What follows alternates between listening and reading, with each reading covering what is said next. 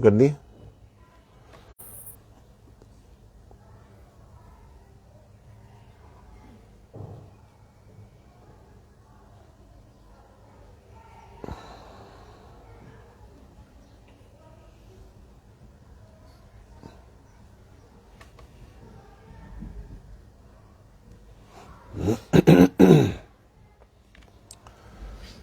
الحمد للہ رب العالمین والعاقبۃ للمتقین والصلاة والسلام علی اشرف الانبیاء والمرسلین۔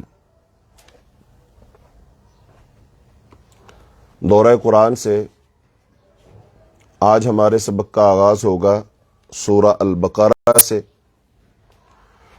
اور آج کے سبق میں ہم سورہ بقرہ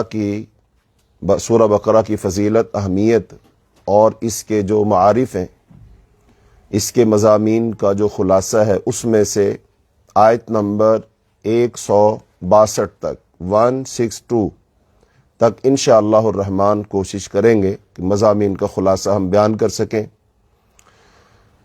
تو سب سے پہلے بیان کریں گے سورہ بقرہ کی فضیلت، اہمیت اور اس کی خصوصیات، اور پھر اس کی فضیلت میں ایک تو عمومی طور پر سورہ بقرہ ساری کی فضیلت ہے، اور پھر اس میں سے خاص طور پر ایک آیت ہے سورہ البقرہ کی، آیت نمبر 255، وہ آیت الکرسی ہے، اس کی الگ سے فضیلت ہے، اور ایسے ہی سورہ البقرہ کی آخری 2 آیات ہیں، ان کی الگ سے فضیلت ہے۔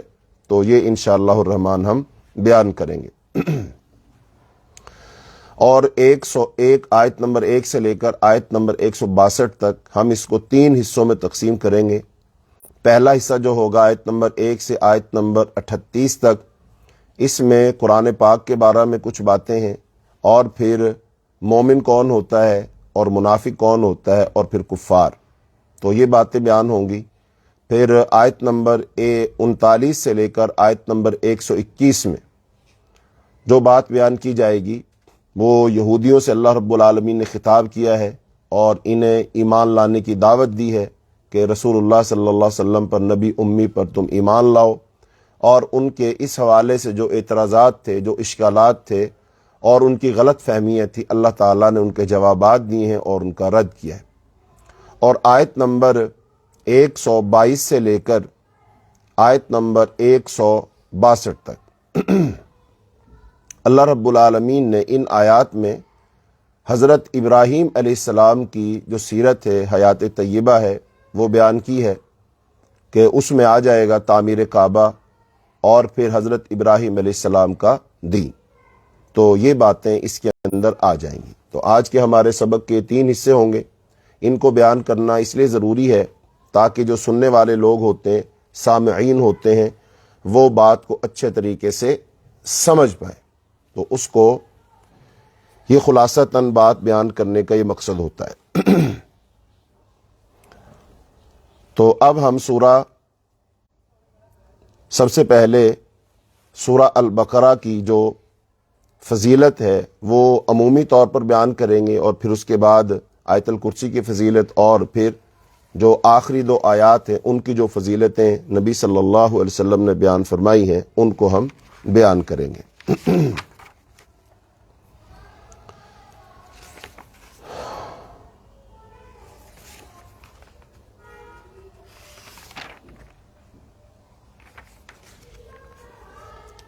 ہاں جی، سورہ بقرہ کے فضائل،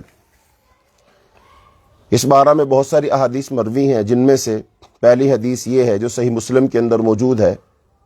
رسول اللہ صلی اللہ علیہ وسلم نے ارشاد فرمایا، لا تجعلوا بیوتکم مقابر ان الشیطان ینفر من البیت الذی تقرأ فیہ سورۃ البقرہ، اپنے گھروں کو قبرستان نہ بناؤ، یقیناً جس گھر میں سورہ البقرہ پڑھی جاتی ہے اس سے شیطان بھاگ جاتا ہے۔ یہ ہم میں سے بہت سارے مسلمانوں کا اس وقت مسئلہ ہے کہ وہ شیطان کا شکار ہیں، اور ان کو یہ شکایت رہتی ہے گھروں میں جنات ہیں اور جادو ٹونا ہے اور اس طرح کی دیگر باتیں۔ تو ان تمام مسلمانوں کے لیے، یا ان مسائل کے شکار تمام مسلمانوں کے لیے یہ خوشخبری ہے کہ اللہ رب العالمین نے ہمیں یہ بات رسول اللہ صلی اللہ علیہ وسلم کے ذریعے بتا دی ہے کہ یہ سورت وہ سورت ہے جس میں طاقت ہے، قوت ہے، کہ اس کے پڑھنے سے جو گھر ہیں وہ شیطان سے پاک اور صاف ہو جاتے ہیں، شیطان وہاں سے بھاگ جاتا ہے۔ اور پھر فرمایا اپنے گھروں کو قبرستان نہ بناؤ، یعنی قبرستان میں قرآن نہیں پڑھا جاتا تو تم اپنے گھروں میں قرآن پڑھا کرو۔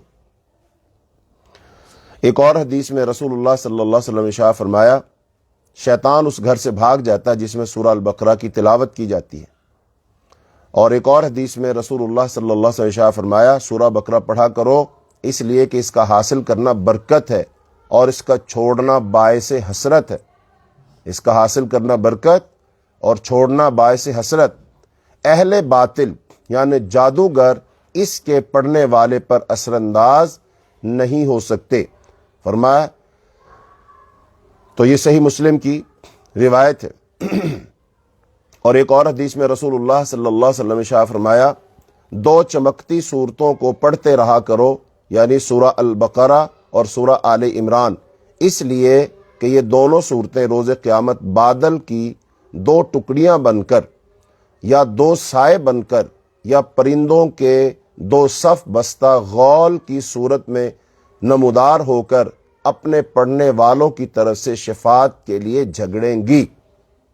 کس قدر عظیم صورت ہے، ایک میدان محشر ہے، اور میدان محشر میں جہاں کوئی کسی کا پرسان حال نہیں ہوگا، جہاں کی حالت اللہ نے خود بیان فرمائی ہے یوم یفر المرء من اخیہ وامہ وابیہ وصاحبتہ وبنیہ لکل امرئ منہم یومئذ شأن یغنیہ، کہ کوئی کسی کے کام نہیں آئے گا اور وہ 50,000 سال کا دن ہوگا، سورج سوا نیزے کی مسافت پر سورج ہوگا، اور لوگ اللہ کی عدالت میں برہنہ کھڑے ہوں گے، اور لوگ پسینوں میں، بعض لوگ تو ڈوبے ہوں گے، بعض ٹخنے تک، بعض گھٹنے تک، بعض ناف تک، بعض منہ تک اپنے پسینے میں ڈوبے ہوئے لوگ ہوں گے۔ تو اس عالم میں، اس مشکل گھڑی میں، اس شدید ترین دن میں یہ دو صورتیں پرندوں کے دو غول کی طرح آئیں گی، نور کی طرح آئیں گی، نمودار ہوں گی، اور نمودار ہو کر کے اللہ رب العالمین کے سامنے عرض کریں گی، اس کی شفاعت کریں گی، اللہ سے جھگڑا کریں گی کہ یا اللہ اس بندے کو بخش دے، یا اللہ اس بندے کو بخش دے، یا اللہ اس کو جنت میں بھیج دے۔ تو یہ کس قدر سعادت ہے کہ ہم دنیا میں سورہ البقرہ کو پڑھیں، اس کو سمجھیں اور اس درد کے ساتھ پڑھیں کہ اس سے ہمیں ہدایت حاصل ہو، اور اس تما کے ساتھ پڑھیں کہ اس صورت کو اگر ہم دنیا میں پڑھیں گے تو پھر اللہ تعالیٰ ان صورتوں کو ہمارے لیے قیامت کے دن وہ سفارشی بنا دے گا۔ اور جیسا کہ پیچھے بھی حدیث سنائی گئی، نبی صلی اللہ علیہ وسلم نے ارشاد فرمایا الصیام والقرآن یشفعان للعبد یوم القیامہ، روزہ اور قرآن سفارش کریں گے اللہ کے ہاں بندے کے لیے۔ قرآن کہے گا اے ربی منعتہ النوم، اللہ میں نے اس کو سونے سے روکا، فیشفعان، دونوں کی سفارش قبول کر لی جائے گی۔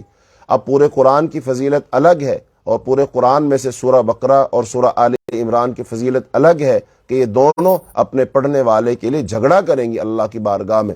تو لہٰذا اللہ ہمیں ان خوش نصیب لوگوں میں شامل کر دے جن کے لیے سورہ البقرہ، سورہ آل عمران وہ جھگڑا کریں، اور پھر اللہ سے ہمیں بخشوا کر اللہ کی جنت میں داخل کر دیں، اور اللہ ہمیں ان خوش نصیب لوگوں میں شامل کر دے کہ جو لوگ دنیا میں سورہ البقرہ پڑھیں، اللہ ہمیں اپنی توفیق سے نواز دے۔ یہ سورہ البقرہ کی فضیلت، اور ایک فضیلت جو سورہ بقرہ کو حاصل ہے وہ یہ ہے کہ نبی صلی اللہ علیہ وسلم ارشاد فرمایا لِكُلِّ شَيْءٍ سَنَامٌ وَإِنَّ سَنَامَ الْقُرْآنِ سورۃ البقرہ، ہر چیز کی ایک کوہان ہوتی ہے، اور بلا شبہ قرآن کی کوہان یعنی چوٹی سورہ البقرہ ہے۔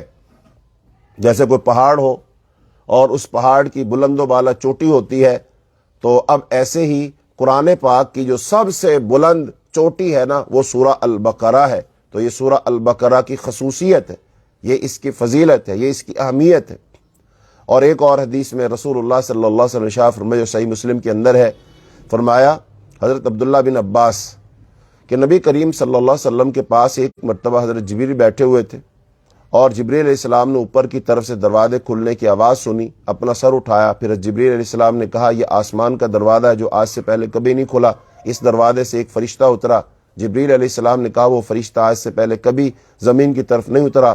اس فرشتے نے رسول اللہ صلی اللہ علیہ وسلم کو سلام کیا اور کہا آپ صلی اللہ علیہ وسلم کو دو نور مبارک ہوں، آپ سے پہلے کسی نبی کو یہ دو نور نہیں دیے گئے، ایک فاتحہ الکتاب اور سورہ بقرہ کا آخری حصہ۔ تو اس کا مطلب یہ سورہ البقرہ کی جو آخری دو آیات ہیں آخری جو حصہ یہ اس کی فضیلت آ گئی، یہ خصوصیت کے ساتھ دیا گیا۔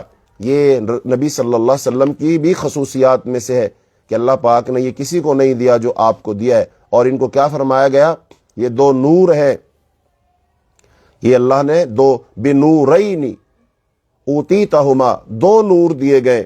تو اس کا مطلب انسان کو نور کی ضرورت کہاں پڑتی ہے؟ نور کی ضرورت پڑتی ہے، روشنی اور اجالے کی ضرورت پڑتی ہے جہاں اندھیرے ہوں۔ اور یہ جو اندھیرے ہیں نا، یہ اندھیرے دو قسم کے ہوتے ہیں، ایک فکری اندھیرے ہوتے ہیں جو دل دماغ میں ہوتے ہیں، اور ایک ظاہری طور پر اندھیرے ہوتے ہیں دنیا میں، جن میں سے قبر کا اندھیرا ہوگا، حشر کا اندھیرا ہوگا، پلسرات کا اندھیرا ہوگا۔ تو اب یہ قبر کا جو اندھیرا ہے، حشر کا جو اندھیرا ہے، پلسرات کا جو اندھیرا ہے، وہاں پر ہمیں ضرورت پڑے گی نا نور کی، روشنی کی۔ تو یہی وہ نور ہے جو ہم نے دنیا سے لے کر جانا ہے۔ تو جب ہم دنیا سے یہ سورہ البقرہ پڑھ کر جائیں گے اور پھر سورہ فاتحہ پڑھ کر جائیں گے، ان کو یاد کر کے جائیں گے، سمجھ کر کے جائیں گے، تو یہ ہمارے لیے نور بن جائیں گی، روشنی بن جائیں گی۔ جب دنیا اور انسان بھٹک رہے ہوں گے، اللہ تعالی ہمیں بھٹکنے سے محفوظ کر دے گا اور ہم ان نوروں کی روشنی میں چلتے ہوئے چلے جائیں گے۔ اور یہ نور پھر جب انسان کے سینے میں آ جاتا ہے، اس کے دل دماغ میں آ جاتا ہے، تو جیسے انسان کا ظاہر روشن اور منور ہوتا ہے، ویسے انسان کا باطل بھی منور ہو جاتا ہے، انسان کی عقل کو جلا ہو جاتی ہے، اس کا دماغ روشن ہو جاتا ہے، انسان کے دماغ میں ایمان کا چراغ جل جاتا ہے، جیسا کہ اللہ پاک نے قرآن مجید میں اسی بات کو ایک دوسری جگہ ارشاد فرمایا، وَيَجْعَلْ لَكُمْ نُورًا تَمْشُونَ بِهِ، وہ اللہ تمہیں ایک نور عطا کر دے گا جس کے ساتھ تم چلو گے، جس سے تم چلتے ہو۔ تو اب وہ نور انسان کو جب حاصل ہو جائے تو اس کے ساتھ انسان ظاہری طور پر بھی چلتا ہے، مادی طور پر بھی چلتا ہے، اور مانوی اور فکری طور پر بھی انسان چلتا ہے۔ تو انسان کی عقل پھر گمراہی سے، بھٹکنے سے بچ جاتی ہے۔ انسان کے بعد جو نور ہوتا ہے، اس کے ذریعے سے انسان پہچان سکتا ہے حق کیا ہے، باطل کیا ہے، صحیح کیا ہے، غلط کیا ہے، توحید کیا ہے، شرک کیا ہے، سنت کیا ہے، بدعت کیا ہے۔ تو لہذا پھر انسان بدعت سے، شرک سے، گمراہی سے بچ جائے گا، اور جو حق اور حقیقت ہے، اور جو ایمان ہے، جو سنت ہے، جو توحید ہے، اس کو انسان اپنا لے گا۔ یہی تو انسان کا امتحان ہے۔ تو بہرحال سورہ بقرہ کی آخری دو آیات یہ نور ہے۔ اور ایک اور حدیث میں نبی صلی اللہ علیہ وسلم نے سورہ بقرہ کی ان آخری دو آیات کی فضیلت بیان فرمائی، الآیاتان من آخری سورۃ البقرۃ من قرأہما فی لیلۃ کفتاہ، جو شخص بھی سورہ البقرہ کی آخری دو آیات کو رات میں پڑھے گا، اس کے لیے یہ کفایت کر جائیں گی۔ یعنی کفایت کر جانے سے کیا مراد ہے؟ اب اگر یہ شخص اس رات فوت ہو جاتا ہے تو اس کے لیے کفایت کر جائیں گی، اور یا اس پر کوئی مصیبت، کوئی پریشانی، کوئی تکلیف آنے والی ہے تو اس سے بھی اس کو کفایت کر جائیں گی۔ تو یہ کس قدر عظیم دو آیات ہیں جو اللہ تعالیٰ نے ہمیں عطا فرمائی ہیں۔ اور پھر اب سورہ بقرہ سے خاص طور پر ایک آیت جو قرآن کریم کی سب سے عظیم آیت ہے، جیسے سورہ الفاتحہ قرآن پاک کی صورتوں میں سب سے عظیم صورت ہے، ایسے ہی قرآن پاک کی جتنی آیات ہیں ان آیات میں سے سب سے عظیم آیت وہ آیت الکرسی ہے، جو سورہ البقرہ کی آیت نمبر 255 ہے، 255 نمبر آیت ہے۔ تو حضرت ابی بن کعب رضی اللہ تعالیٰ عنہ فرمایا کہ رسول اللہ صلی اللہ علیہ وسلم نے حضرت ابی بن کعب سے فرمایا، یا ابا المنذر اتدری ای آیت من کتاب اللہ تعالی معک اعظم؟ قلت اللہ ورسول عالم۔ فرمایا، آپ نے پوچھا، اے ابو المنذر، کیا تمہیں معلوم ہے اللہ کی کتاب میں تمہارے پاس عظیم تر آیت کون سی ہے؟ میں نے کہا، اللہ اور اس کا رسول جانتے ہیں۔ فرمایا، تم جانتے ہو کون سی آیت اس کی کتاب میں تمہارے پاس عظیم تر آیت ہے؟ میں نے کہا اللہ لا الہ الا هو الحی القیوم۔ ابی بن کعب رضی اللہ عنہ نے کہا، رسول اللہ صلی اللہ علیہ وسلم نے اپنا ہاتھ میرے سینے پر مارا اور فرمایا، اے ابو المنذر، تمہیں یہ علم مبارک ہو اور خوشگوار ہو۔ یعنی اس سے کئی باتیں معلوم ہو رہی ہیں، لیکن ہمارے موضوع سے متعلق جو بات ہے وہ کیا ہے کہ سب سے عظیم آیت وہ آیت الکرسی ہے۔ اور آیت الکرسی کے بارے میں یہ بھی کہا گیا کہ یہ آیت الکرسی قرآن کی سردار آیت ہے۔ آیت الکرسی قرآن کی سردار آیت ہے۔ فرمایا، ہر چیز کی ایک کوہان ہوتی ہے، اور قرآن کی کوہان یعنی چھوٹی سورہ البقرہ ہے، اور اس میں ایک آیت ہے جو قرآن کی سب آیتوں کی سردار ہے، اور وہ آیت الکرسی ہے۔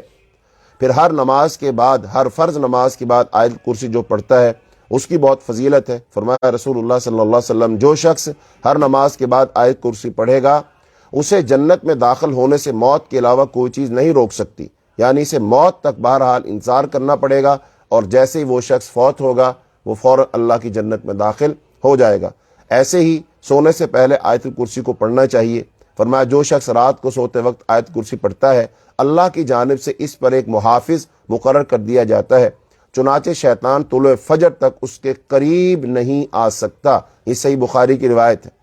اس کا مطلب ہم آیت الکرسی سوتے وقت پڑھیں، یعنی سونے کے اذکار میں شامل ہے، تو اللہ رب العالمین ہم پر کیا فضل فرماتے ہیں کہ اپنا ایک محافظ ہم پر مقرر کر دیتے ہیں، اور جب شیطان سونے کی حالت میں انسان پر حملہ آور ہوتا ہے تو وہ فرشتہ، وہ اللہ کا محافظ حفاظت کرتا ہے، اور کب تک؟ طلوع فجر تک اس کی حفاظت کرتا رہتا ہے۔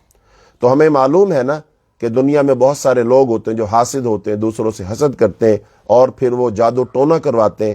تو اب کسی کا کوئی دشمن ہو، وہ انسانوں میں سے ہو یا جنوں میں سے ہو، کوئی حسد کرنے والا، بغض کرنے والا ہو یا جادو کرنے والا ہو، اگر کوئی شخص آیت الکرسی پڑھ کر سو جائے گا تو اللہ کی طرف سے ایک محافظ مقرر ہوگا، اور اللہ تعالیٰ اسے ان تمام شرور سے، تمام فتنوں سے، حاسدوں کے حسد سے اس کو بچا لے گا۔ ایک طویل واقعہ آتا ہے اور اس میں بھی آیت الکرسی کی فضیلت ہے، وہ یہ ہے کہ حضرت ابو ہریرہ رضی اللہ تعالیٰ بیان کرتے ہیں کہ رسول اللہ صلی اللہ علیہ وسلم نے مجھے صدقہ فطر کی حفاظت پر مقرر کیا۔ ایک شخص آیا اور غلہ چوری کرنے لگا، میں نے اسے پکڑا اور کہا میں تجھے رسول اللہ صلی اللہ علیہ وسلم کے پاس لے جاؤں گا۔ وہ کہنے لگا میں محتاج ہوں، عیالدار ہوں، سخت تکلیف میں ہوں، چنانچہ میں نے اسے چھوڑ دیا۔ جب صبح ہوئی تو آپ صلی اللہ علیہ وسلم سے پوچھا، ابو ہریرہ آج رات تمہارے قیدی نے کیا کیا تھا؟ میں نے کہا اے اللہ کے رسول، اس نے محتاجی اور عیالداری کی شکایت کی تھی، اس لیے اس پر مجھے رحم آ گیا اور میں نے اسے چھوڑ دیا۔ تو آپ صلی اللہ علیہ وسلم فرمایا چوکنے رہنا، وہ جھوٹا ہے، وہ دوبارہ آئے گا۔ یعنی آپ صلی اللہ علیہ وسلم کو معلوم تھا کہ وہ کون ہے، شیطان ہے، آپ کو بتا دیا گیا وہ تو شیطان ہے۔ آپ نے کہا پھر دوبارہ آئے گا۔ تو حضرت ابو ہریرہ رضی اللہ تعالیٰ عنہ واقعتاً رات کو جب پہرے پر تھے، جاگ رہے تھے، تو پھر وہ دوبارہ آیا، پھر آپ نے دوبارہ پکڑ لیا، پھر اس نے منت سماجت کی اور پھر آپ نے اس کو چھوڑ دیا۔ تیسرے دن وہ پھر آیا اور پھر اس کو پکڑا، تو پھر کہا کہ آج میں تمہیں نہیں چھوڑوں گا، آج میں تمہیں نہیں چھوڑوں گا کہ میں تجھے رسول اللہ صلی اللہ علیہ وسلم کی خدمت میں پیش کر دوں گا۔ تو پھر اس نے مجھ سے ایک بات کہی، کہنے لگا اگر تم مجھے چھوڑ دو تو میں تمہیں ایک بات بتاؤں گا، اور وہ بات بہت فائدے والی بات ہوگی۔ میں تمہیں چند کلمات سکھاتا ہوں جو تمہیں فائدہ دیں گے۔ میں نے کہا وہ کلمات کیا ہیں؟ تو کہنے لگا کہ جب تم سونے لگو تو آیت الکرسی پڑھ لیا کرو، اللہ کی طرف سے ایک فرشتہ تمہارا نگہبان ہوگا اور صبح تک شیطان تمہارے پاس نہیں آئے گا۔ حضرت ابو ہریرہ رضی اللہ تعالیٰ عنہ نے جب اس کی یہ بات سنی کہ میں تجھے کوئی فائدے والی بات بتاتا ہوں، کلمات سکھاتا ہوں، کہتے ہیں میرے دل میں یہ بات آ گئی، چلو میں اس کو چھوڑ دیتا ہوں اور اس سے وہ بات سیکھ لیتا ہوں۔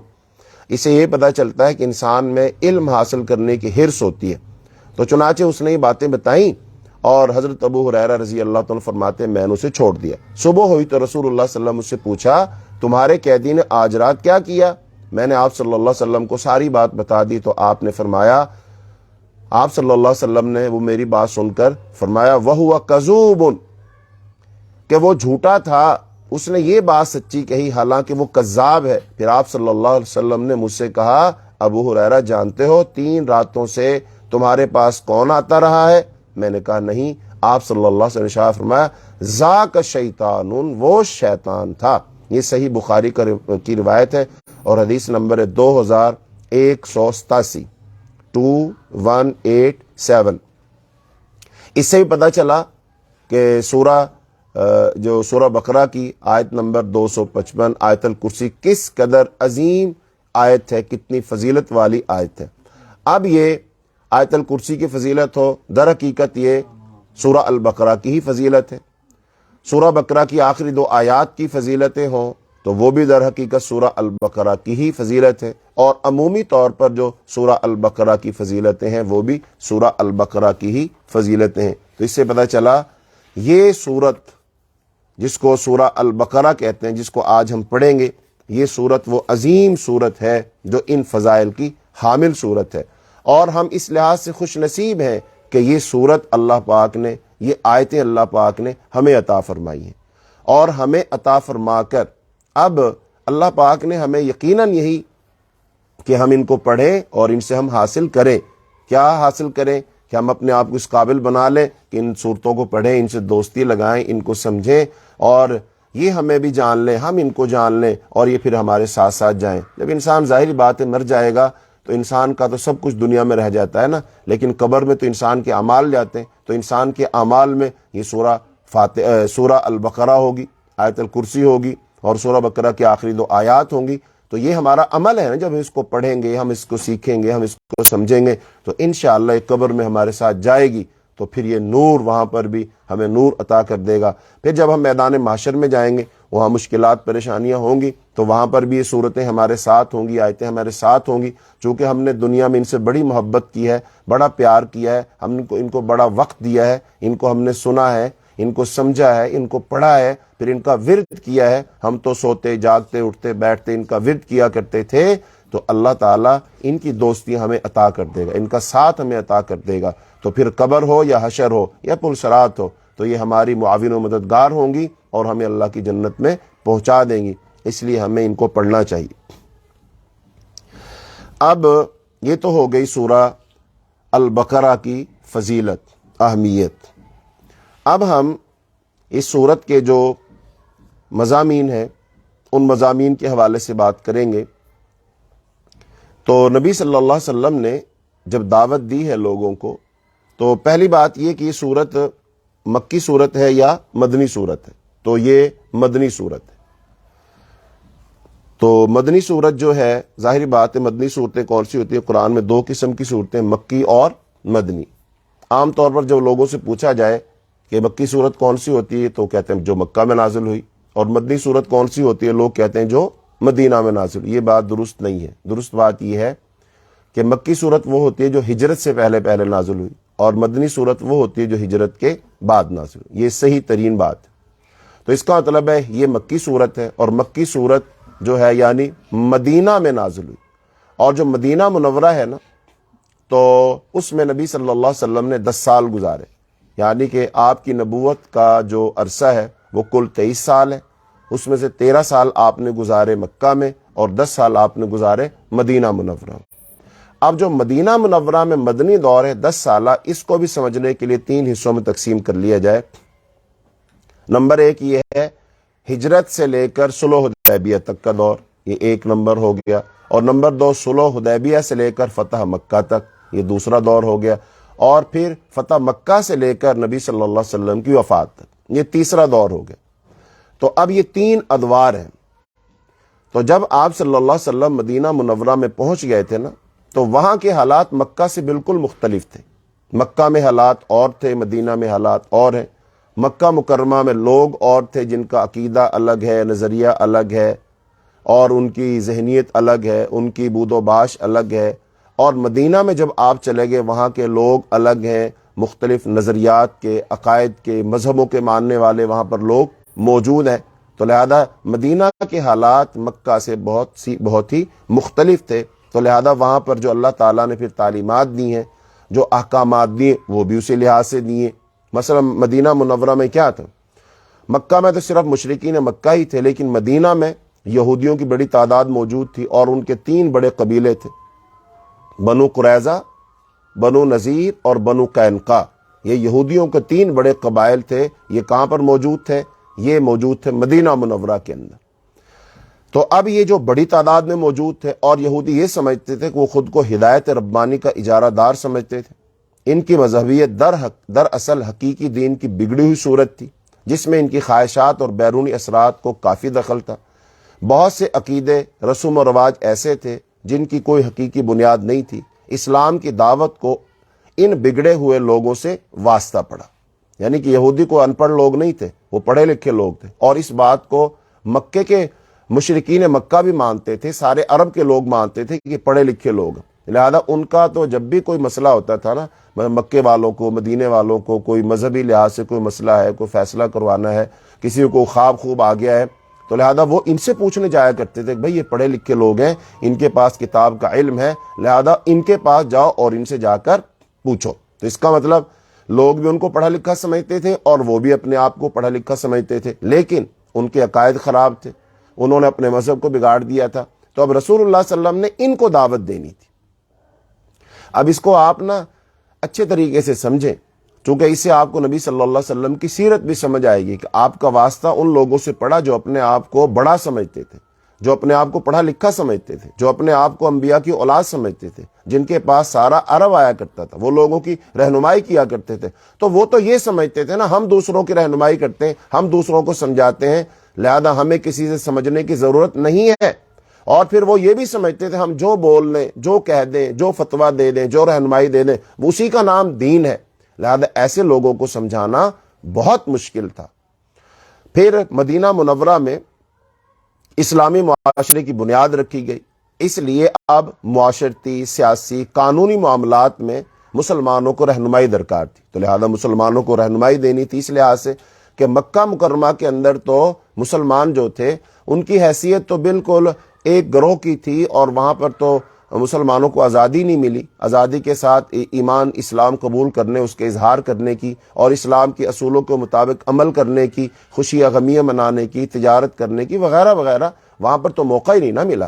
لیکن مدینہ منورہ میں جب مسلمان آ گئے تو یہاں ایک اسلامی ریاست کی بنیاد رکھ دی گئی، اسلامی معاشرے کی بنیاد رکھ دی گئی۔ لہذا اسلام کی بنیاد پر ہی اسلامی ریاست بنے گی، اسلام کی بنیاد پر ہی اسلامی سیاست ہوگی، اسلامی تجارت ہوگی، اسلامی عدالت ہوگی، اسلامی تعلیم ہوگی، اسلامی تہذیب و ثقافت ہوگی، اسلام کے ہی سارے اصول وہ نافذ کیے جائیں گے۔ لہٰذا یہاں پر اللہ پاک نے اسی لحاظ سے مسلمانوں کو ہدایات دی ہیں۔ پھر مدینہ منورہ میں مسلمان اجتماعیت کی تشکیل پانے کے بعد کفر کے ساتھ کھلے تصادم کی فضا وہ پیدا ہو گئی۔ مشرکین مکہ نے پورے عرب کو مسلمانوں کے خلاف آمادہ پیکار کر دیا۔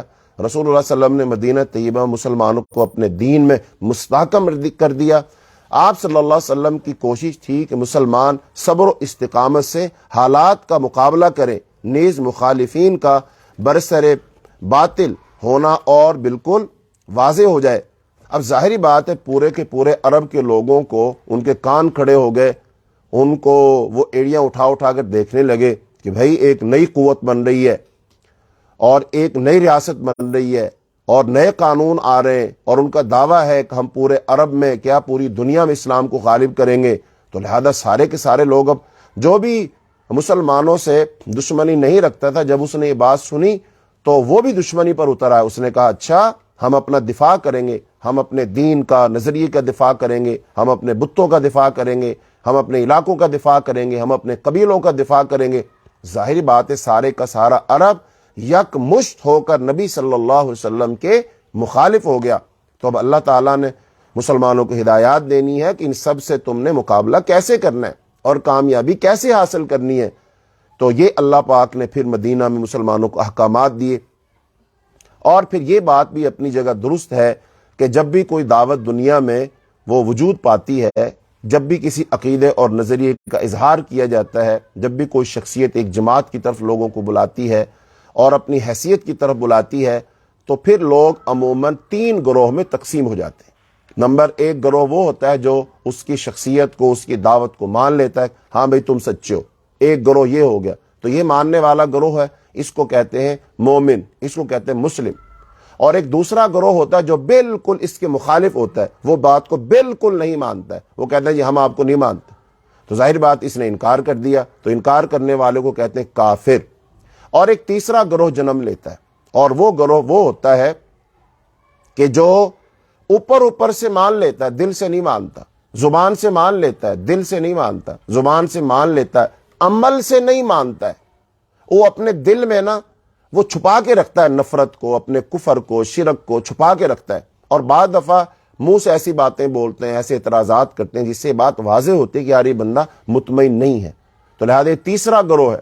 اس تیسرے گروہ کو کیا کہتے ہیں؟ یہ تیسرا گروہ، اس کو منافق کہا جاتا ہے۔ تو یہ مدینہ منورہ میں 3 گروہ بن گئے۔ نمبر 1 مومنین کا گروہ، نمبر 2 کافرین کا گروہ، مشرکین کا گروہ، اور تیسرا منافقین کا گروہ۔ اب یہ جو منافقین تھے نا، یہ خطرناک ترین دشمن ہے، چونکہ جو دشمن ہے کافر ہے وہ تو بالکل واضح ہے کہ یہ دشمن ہے، وہ تو ظاہر بات ہے آئے گا نہیں، جائے گا نہیں۔ لیکن یہ جو منافق ہوتا ہے نا، یہ اوپر سے بڑا میسنا سا بنا ہوتا ہے، اوپر سے بڑا ہمدرد بنا ہوتا ہے، پیار محبت کا اظہار کر رہا ہوتا ہے، بڑی چکنی چپڑی باتیں کر رہا ہوتا ہے، لیکن اندر میں دل میں حسد ہے، بغض ہے، دشمنی ہے، نفرت رکھتا ہے۔ تو لہٰذا ابھی جو منافقین تھے نا، یہ کئی قسم کے تھے، ان کی کئی قسمیں تھیں۔ نمبر ایک، وہ جو منکرین اسلام تھے لیکن محض فتنہ پردازی کے لیے مسلمانوں میں شامل ہو گئے۔ اسلام کا وہ انکار کرتے تھے کہ ہم اسلام کو نہیں مانتے، لیکن جب ان کو پتہ چلا کہ اگر ہم نے نہ مانا تو ہماری گردن مروڑ دی جائے گی، لہذا پھر وہ کیا ہو گئے؟ شامل ہو گئے۔ تو یہ منافقین تھے۔ اور دوسرا گروہ منافقین کا یہ تھا، وہ جو غلبہ اسلام کی وجہ سے اپنے مفادات کا تحفظ اس میں سمجھتے تھے کہ مسلمانوں کے ساتھ رہیں، لیکن مخالفین اسلام سے بھی رابطے میں رہیں تاکہ کسی قسم کا خطرہ نہ رہے۔ کہتے ہیں مدینہ میں ہے نا، تو اب ہمارا جان مال عزت تحفظ کیسے ہوگا؟ مسلمانوں کے ساتھ مل جاؤ۔ لیکن جو دشمن ہے نا، مثلا مشرکین مکہ ہیں اور دیگر جو مسلمانوں کے دشمن، ان سے بھی رابطہ رکھو کہ بھائی اگر یہ جیت گئے تو ان کے ساتھ، اگر وہ جیت گئے تو ان کے ساتھ۔ تو لہذا یہ دوسرا گروہ تھا منافقین کا۔ اور تیسرا گروہ کون تھا؟ وہ منافقین جو اسلام کے بارے میں متردد تھے، لیکن خاندانی قبیلے کے لوگوں کے اسلام لانے کی وجہ سے انہیں اسلام کا اعلان کرنا پڑا۔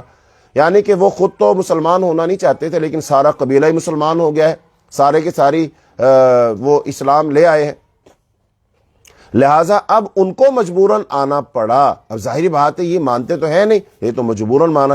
تو یہ تیسرا گروہ منافقین کا۔ اور چوتھا گروہ منافقین کا، وہ جو اسلام کی حقانیت کے قائل تھے لیکن جاہلیت کے طریقے، رسمیں اور اوہام چھوڑنے کے لیے تیار نہیں تھے۔ وہ یہ بات تو مانتے تھے کہ بھی اسلام سچا مذہب ہے، لیکن اب اپنی تہذیب کیسے بدلیں، ثقافت کیسے بدلیں، رسوم و رواج کیسے بدلیں، لین دین کے طور طریقے کیسے بدلیں، لہٰذا یہ مشکل تھا، اس لیے وہ نہیں مانتے تھے۔ تو لہٰذا یہ عملی منافق ہو گئے۔ تو لہٰذا اب ہم اگر اس بات کا جائزہ لیں، یہاں پر ٹھہر کر اپنے آپ کا جائزہ لیں، اپنے آپ کو تھوڑا سا سمجھے، چونکہ دورہ قرآن کا مقصد کیا ہے؟ سمجھنا اور سمجھانا ہی تو ہے۔ قرآن کو پڑھنے کا، سمجھنے کا، بیان کرنے کا مقصد اپنی اصلاح ہی تو ہے۔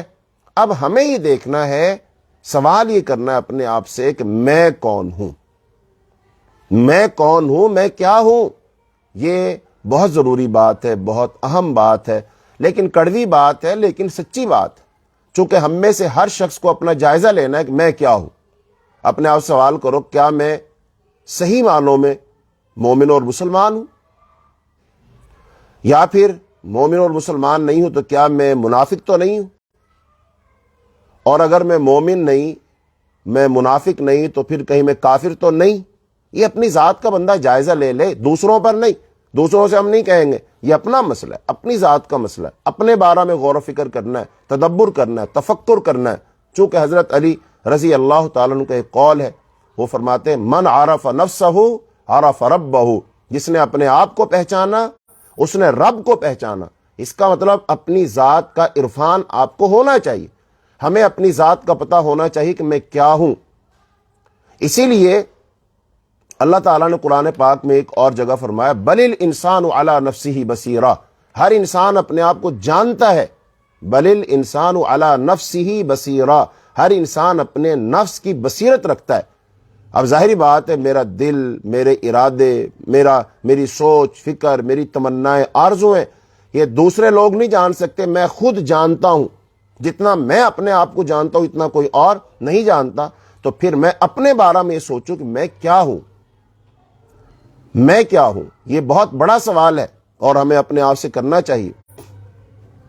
لہٰذا اب صاف سیدھی سی بات یہی ہوگی کہ ماننے والے مسلمان اور مومن، نہ ماننے والے کافر، مشرک، یہودی، عیسائی اور ان کے علاوہ منکرین، اور تیسرا منافقین، یعنی نہ صاف مانتے ہیں نہ انکار کرتے ہیں، زبان سے مانتے ہیں دل سے انکار کرتے ہیں، زبان سے مانتے ہیں عمل سے انکار کرتے ہیں، زبان سے بھی بے یقینی کا اظہار کرتے ہیں، اعتراضات کرتے ہیں۔ اہم ترین بات یہ ہے کہ ہم میں سے ہر ایک دیکھے کہ میں کیا ہوں۔ قرآن کے مطابق مومن کون ہے؟ حدیث پاک کے مطابق مومن کون ہے؟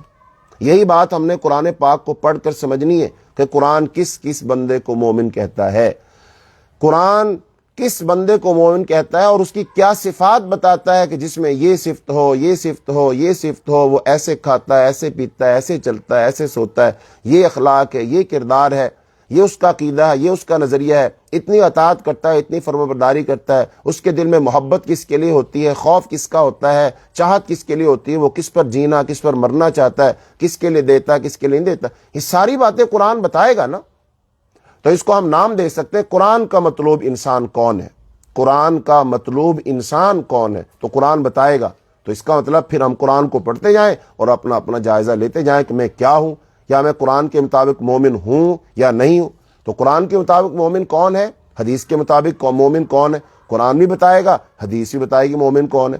پھر قرآن کے مطابق منافق کون ہے اور حدیث میں منافق کی کیا کیا صفات بیان کی گئی، یہ قرآن پاک کے اندر موجود ہے۔ اور قرآن کے مطابق کافر کون ہے اور حدیث کے مطابق کافر کون ہے، تو یہ بھی قرآن پاک کے اندر واضح طور پر لکھا ہوا ہے۔ اب دیکھنا یہ ہے کہ بعض لوگ مسلمان اور مومن ہیں لیکن ان میں کافروں اور منافقوں والی سوچ اور حرکات و سکنات پائی جاتی، یہ بالکل موجود ہے، اور اس کی تصریحات جیسے جیسے ہم قرآن پڑھیں گے نا یہ باتیں آگے آئیں گی۔ یہ بنیادی طور پر میں بیان کر رہا ہوں، آپ ان کو نوٹ کر لیجئے کہ قرآن پاک کو ہم نے پڑھ کر سیکھنا کیا ہے، قرآن پاک کو ہم نے پڑھنا کیسے، قرآن پاک کو ہم نے سننا کیسے، قرآن پاک کو ہم نے سمجھنا کیا ہے۔ اب پڑھ کر، سن کر، سمجھ کر اس میں سے ہم نے اخذ کیا کرنا ہے، یہ اصل بات ہے، یہی مقصد ہونا چاہیے۔ چونکہ ہم قرآن پاک کو پڑھ کر ہم ویسے بن جائیں جیسی اللہ پاک نے ایک سچے مومن کی، ایک سچے مسلمان کی تصویر پیش کی ہے۔ اللہ پاک نے جنت میں جانے والے لوگوں کی صفات بتائی ہیں، تو ہم جان لیں یا تو ہمارے اندر وہ صفات ہوں گی، اگر ہیں تو الحمدللہ علی ذالک، اس پر اللہ کا بہت زیادہ شکر ادا کریں، اور اگر ہمارے اندر وہ صفات نہیں ہے پھر ہم کیا کریں، اپنے اندر وہ جنتیوں والی صفات پیدا کریں، مومنوں والی صفات پیدا کریں، اللہ کے پسندیدہ لوگوں والی صفات پیدا کریں، صحابہ کرام رضی اللہ اجمعین جیسی صفات اپنے اندر پیدا کریں۔ یہی قرآن پاک کو پڑھ کر ہم نے کرنا ہے، اور جو شخص یہ کر لے گا وہ کامیاب ہو جائے گا۔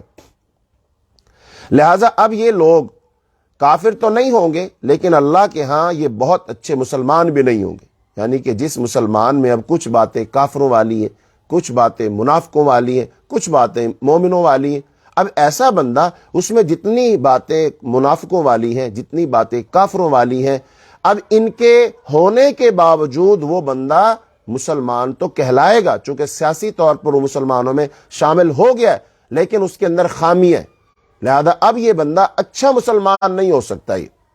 یہ بہت اچھے مسلمان ایسے لوگ نہیں ہوں گے، ان کے اندر نہ ماننے والوں کی جو بھی ادا ہے یہ در حقیقت اسی سے ہے جیسے وہ جو دوسرا گروہ تھا نہ ماننے والا، یہ ان کی ادا ہے، انہوں نے مکمل طور پر نہیں مانا، انہوں نے جزوی طور پر نہیں مانا، لیکن نہ ماننے کی صفت تو دونوں کے اندر پائی گئی نا، اس نے زیادہ نہیں مانا، اس نے کم نہیں مانا، لیکن نہ ماننے والے دونوں ہیں۔ تو لہذا ہم نے یہ دیکھنا ہے کہ میرے اندر کتنی باتیں وہ ہیں کہ اللہ کا صاف حکم ہے، نبی صلی اللہ علیہ وسلم کا صاف حکم ہے کہ بھئی اس کو کرو، میں نہیں کرتا، یا فرمایا یہ کام نہ کرو، میں اس کو کرتا ہوں۔ تو اس کا مطلب میں نے اپنا جائزہ لینا کہ میرے اندر وہ کتنی خواہشات ہیں، کتنی ایسی تمنائیں، آرزو، کون سے معاملات ہیں وہ۔ اور اسی لیے ایسے مسلمانوں کو کبھی فاسق کہا، کبھی فاجر کہا، کبھی منافق کہا، کبھی ظالم کہا گیا۔ اب اللہ کا مطالبہ ہے، اب اللہ کا مطالبہ کیا ہے؟ اللہ کا مطالبہ یہ ہے کہ نہ ماننے والوں کی جو روش ہے نا تمہارے اندر، اس کو بدلو اور مکمل ماننے والے بن جاؤ۔ یہی قرآن کے نزول کا، پڑھنے کا، پڑھانے کا، سمجھنے کا، سمجھانے کا مقصد ہے، تاکہ ہم خالص، مخلص، اللہ کے پسندیدہ، اللہ کے معیار پر پورے اترنے والے اللہ کے بندے بن جائیں۔ تو یہ قرآن پاک کو پڑھنے کا اور پڑھانے کا، یہ دورہ کروانے کا یہی مقصد، اس کے سوا کوئی اور مقصد نہیں ہے۔ اب یہ بات ہم نے سمجھی نا کہ میں کیا ہوں، تو ظاہر بات ہے میں تین میں سے کوئی ایک ہوں گا۔ اچھا، اب بعض لوگ کلمہ پڑھتے ہیں لیکن کلمہ پڑھ لینے کے باوجود وہ کیا ہوتے ہیں؟ اللہ تعالیٰ نے ان کو مومن نہیں مانا، اللہ پاک نے ان کو مسلمان نہیں مانا۔ یہ انتہائی قرآن پاک کا اہم موضوع ہے اور اس کو آپ دھیان سے سمجھیں اور سنیں۔ اللہ تعالیٰ نے قرآن میں متعدد بار اہل ایمان کو دعوت ایمان دی ہے۔ اللہ تعالیٰ نے کس کو کہا ایمان لاؤ؟ ایمان والوں کو۔ ایک تو وہ ہے نا جو کافر ہیں، وہ مسلمان ہوئے ہی نہیں، چلو ان سے کہا جائے چلو بھئی ایمان لے کر آؤ۔ لیکن ایک بندہ کلمہ پڑھ چکا ہے، مسلمان ہے، نماز پڑھتا ہے اور بہت سارے کام کرتا ہے، لیکن اللہ پاک ایمان والوں سے فرماتے ایمان لاؤ، جس سے کئی بنیادی سوالات آپ ہی آپ پیدا ہوتے ہیں، بلکہ ہر صاحب ایمان کو نہ صرف دعوت فکر دیتے بلکہ اچھا خاصا جھنجھوڑتے بھی ہیں۔ اور وہ کیا ہے؟ اگر یہ لوگ ایمان والے ہیں تو اللہ نے ایمان لانے کا کیوں حکم دیا؟ ان لوگوں کا ایمان قابل قبول نہیں، لہٰذا یہ دوبارہ ایمان لائیں۔ اور تیسری بات یہ، یا ان کا ایمان ایسا ناقص ہے جسے پورا ایمان نہیں کہا جا سکتا، یا ان کا ایمان نہیں ہے بلکہ صرف اسلام ہے، حالانکہ مطلوب صرف اسلام نہیں بلکہ ایمان ہے۔ اب اس حوالے سے چند ایک باتیں سنو، اور وہ اس لیے کہہ رہا ہوں جیسے میں نے پہلے عرض کیا کہ ہم ویسے ایمان والے بنے جیسا ایمان والا اللہ کو مطلوب ہے۔ اللہ جسے قرآن میں ایمان والا کہتے ہیں نا، ہم ویسے ایمان والے بنے جیسا نبی صلی اللہ علیہ وسلم نے فرمایا ایمان والا ایسا ہوتا ہے، ہم ویسے ایمان والے بنے۔ تو قرآن پاک کی یہ آیات سنیے، یہ سورہ نساء کی آیت نمبر 136 آپ نوٹ کر لیں، بعد میں بھی آپ دیکھ سکتے۔ فرمایا یا ایھا الذین آمنوا آمنوا باللہ ورسولہ، اے لوگو جو ایمان لائے ہو، آمنو ایمان لاؤ۔ پہلے خطاب اللہ نے کس سے کیا؟ کافروں سے نہیں کیا، مشرکین سے نہیں کیا، یہودیوں عیسائیوں سے نہیں کیا، بلکہ کن سے خطاب کیا؟ اللہ پاک نے ایمان والوں سے خطاب کیا۔ فرمایا یا ایھا الذین آمنوا آمنو، اے لوگو جو ایمان لائے ہو ایمان لاؤ۔ کس پر؟ اللہ پر، اس کے رسول پر اور کتاب پر جو نازل کی ہے اللہ نے اپنے رسول پر، والکتاب الذی انزل من قبل، اور اس پر جو اس سے پہلے کتابیں نازل کی۔ تو اس کا مطلب اللہ پاک نے یہاں کس چیز کا مطالبہ کیا ہے؟ ایمان لانے کا۔ اور کس سے مطالبہ کیا ہے؟ ایمان والوں سے ہی کیا ہے۔ تو اس آیت کو نوٹ کریں۔ اور پھر دوسری آیت ہے سورہ الحدید، سورہ الحدید کی آیت نمبر 28 ہے۔ اللہ تعالیٰ ارشاد فرماتے ہیں یا ایھا الذین آمنوا اتقوا اللہ، اے لوگو جو ایمان لائے ہو اللہ سے ڈر جاؤ، اے لوگو جو ایمان لائے ہو اللہ سے ڈر جاؤ، وآمنوا برسولہ، اور ایمان لاؤ اس کے رسول پر، یؤتکم کفلین من رحمتہ، وہ تمہیں اپنی رحمت سے 2 حصے عطا کرے گا، ویجعل لکم نورا تمشون بہ، اور وہ تمہیں ایک نور عطا کرے گا جس کے ساتھ تم چلو گے، ویغفر لکم، اور وہ تمہیں بخش دے گا، واللہ غفور رحیم، اور اللہ تعالیٰ بخشنے والا رحم کرنے والا۔ اس دوسری آیت میں بھی اللہ پاک نے ایمان والوں سے مطالبہ کیا کہ اللہ سے ڈر جاؤ اور ایمان لاؤ۔ کیا پتہ چلا؟ اس کا مطلب بہت سارے وہ لوگ ہیں جن کا یہ دعویٰ ہے کہ ہم ایمان والے، لیکن اللہ پاک فرماتے ابھی نہیں، ابھی نہیں، ابھی تو تم ایمان والے نہیں ہو۔ ہاں ایمان پورا لاؤ، اپنے ایمان کو پورا کرو، اپنی کمی کوتاہیاں دور کرو۔ یہی بات ہم نے بیان کی کہ ہم قرآن کو پڑھ کر کیا کریں گے؟ اپنا جائزہ لیں گے، اپنا محاسبہ کریں گے، اپنے من میں جھانکیں گے، اپنے معاملات کو دیکھیں گے، اپنا اخلاق اور کردار دیکھیں گے، اپنا لینا دینا دیکھیں گے، اپنی خوشیاں غمیاں دیکھیں گے کہ کیا وہ قرآن کے مطابق ہیں، اسلام کے مطابق ہیں، حدیث کے مطابق ہیں۔ اگر وہ ہے تو ہم ایمان والے، اور جہاں جہاں جتنا جتنا خلا ہے، کمیاں ہیں، وہاں اتنی ہمارے ایمان اور اسلام میں کمی ہے، لہذا ہم نے اس کو پورا کرنا ہے۔ جیسا کہ اللہ تعالیٰ نے سورہ حجرات میں آیت نمبر 14 اور 15 میں ارشاد فرمایا قالت الاعراب آمنا قل لم تؤمنوا، اور اعرابیوں نے کہا کہ ہم ایمان لائے، وقالت الاعراب آمنا، ہم ایمان لائے، لیکن اللہ پاک نے فرمایا کہ ولکن قولوا اسلمنا قل لم تؤمنوا، کہہ دیجیے آپ، یہ جو کہہ رہے ہیں نا ہم ایمان لائے۔ اب دیکھیں نا کچھ لوگ حضور پاک کے پاس آئے، تشریف لائے، بیٹھے، انہوں نے کلمہ پڑھا ہے، اور یا پھر وہ پہلے سے کلمہ پڑھ چکے ہیں اور آ کر آپ سے کہتے ہیں جی ہم تو ایمان لے آئے آپ، ہم تو آپ کو مانتے ہیں جی، ہم تو ایمان لے آئے آپ پر۔ اچھا، اب اللہ تعالیٰ ان کے دلوں کو خوب جانتا ہے کہ نہیں؟ اللہ جانتا ہے دلوں کو۔ تو اللہ پاک نے فرمایا آپ ان سے کہہ دیجئے کبھی تم یہ نہ کہو کہ ہم ایمان لائے۔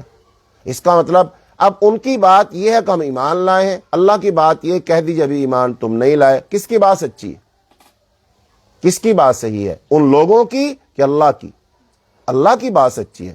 یہ تو ہم شکر کریں کہ آج قرآن نازل نہیں ہو رہا، وحی کا سلسلہ بند ہو گیا، وگرنہ آج جیسے ہم مسلمان ہیں نا، اور جو ہمارے دلوں کی حالت ہے، ہمارے دلوں میں جتنی نافرمانیاں ہیں، بغاوتیں ہیں، سرکشیاں ہیں، اللہ تعالیٰ کی حدود کو ہم توڑتے ہیں اور توڑنے کا مزید آگے جذبہ رکھتے ہیں۔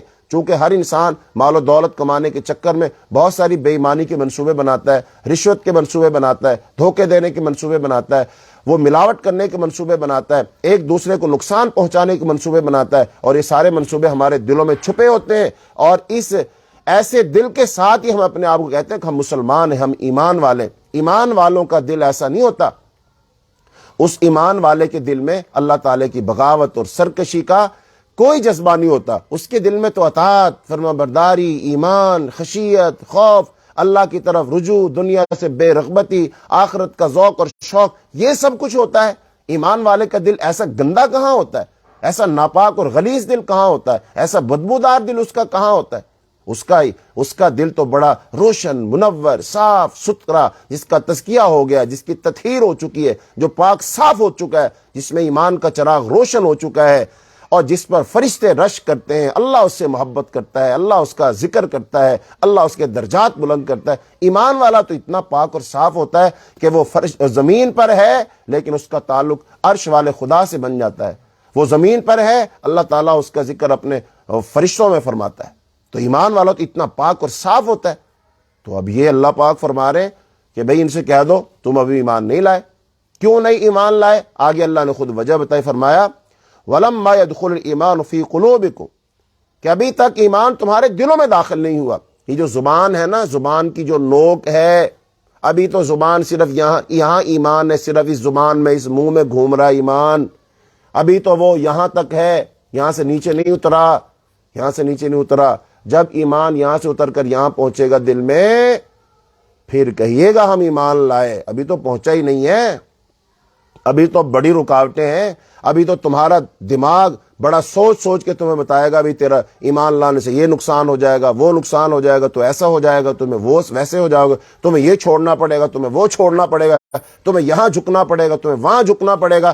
یہ ساری باتیں تمہارا دماغ سوچ سوچ کر تمہیں بتائے گا، اور ابھی تو کتنی ٹھوکریں کھائے گا، کتنے مرحلے آئیں گے جہاں سے تو دوبارہ واپس لوٹے گا، پھر دوبارہ اس طرف چلا جائے گا، پھر وہی کام کرے گا، پھر تیری وہی کیفیت ہوگی، پھر تیری وہی حالت ہوگی، پھر تیری وہی سوچ ہوگی، پھر تجھے گناہ میں پھر لذت آئے گی، پھر تیرے دوست تجھے یاد آئیں گے، پھر تیری برادری اور کنبہ قبیلہ یاد آئے گا، پھر تیری شکل و شباہت تجھے یاد آئے گی، پھر خاتون کو یاد آئے گا کہ ہاں میں تو بڑی خوبصورت ہوا کرتی تھی، میں تو ایسا ویسا لباس پہنا کرتی تھی، میں تو عبایا نہیں پہنا کرتی تھی، لوگ تو میری زلفوں کو دیکھا کرتے تھے۔ یہ ساری باتیں آئیں گی، اچھا اور اب میں ایمان لے آئی ہوں، میں مسلمان ہو گئی ہوں، اب مجھے حضرت فاطمہ کی طرح بننا پڑے گا، مجھے حضرت عائشہ کی طرح بننا پڑے گا، مسلمان عورتوں کی طرح بننا پڑے گا، مجھے تو حجاب کرنا پڑے گا، مجھے تو پردہ کرنا پڑے گا، مجھے تو یہ زیب و زینت چھوڑنی پڑے گی، میں تو یہ ابرو بھی نہیں بنوا سکتی، میں تو پلکیں بھی نہیں لگا سکتی، میں تو بال بھی نہیں لگا سکتی، میں تو پورے طریقے سے تیار نہیں ہو سکتی۔ یہ کیا بات ہے؟ گرمی کے اندر عبایا کون پہنے گا؟ یہ ساری باتیں ابھی آئیں گی، یہ تیرا دماغ تجھے سوچ سوچ کر بتائے گا، اور تو ابھی مضطرب ہوگا، ابھی تمہارے دل میں ایمان داخل نہیں ہوا۔ جب ایمان دل میں داخل ہو جاتا ہے پھر تو انسان اپنے آپ کو اللہ کے سامنے جھکا دیتا ہے نا۔ تو اس لیے اللہ پاک نے فرمایا ان سے کہہ دیجئے کہ ابھی ایمان تمہارے دلوں میں داخل نہیں ہوا۔ فرمایا وَإِن تُطِيعُوا اللَّهَ وَرَسُولَهُ، اگر تم اطاعت کرو گے اللہ اور اس کے رسول کے، لا یلتکم من اعمالکم شیئا، تو اللہ تعالیٰ تمہارے اعمال میں کوئی کمی نہیں کرے گا، واللہ غفور رحیم، اور اللہ تعالیٰ بخشنے والا ہے۔ اور پھر اللہ تعالیٰ نے کہیں فرمایا انما المؤمنون الذین آمنوا باللہ ورسولہ ثم لم یرتابوا وجاہدوا باموالہم وانفسہم فی سبیل اللہ اولئک هم الصادقون۔ اب مومن کون ہوتا ہے؟ فرمایا صرف اور صرف مومن وہ لوگ ہیں جو اللہ پر ایمان لاتے، اس کے رسول پر ایمان لاتے، ثم لم یرتابوا، پھر وہ کوئی شک نہیں کرتے، کسی شک شبے کا وہ شکار نہیں ہوتے، اور پھر وہ جہاد کرتے ہیں اللہ کی راہ میں اپنے مال کے ساتھ اور اپنی جان کے ساتھ، اور یہی لوگ سچے ہیں۔ اللہ تعالیٰ ان کو سچا کہا ہے۔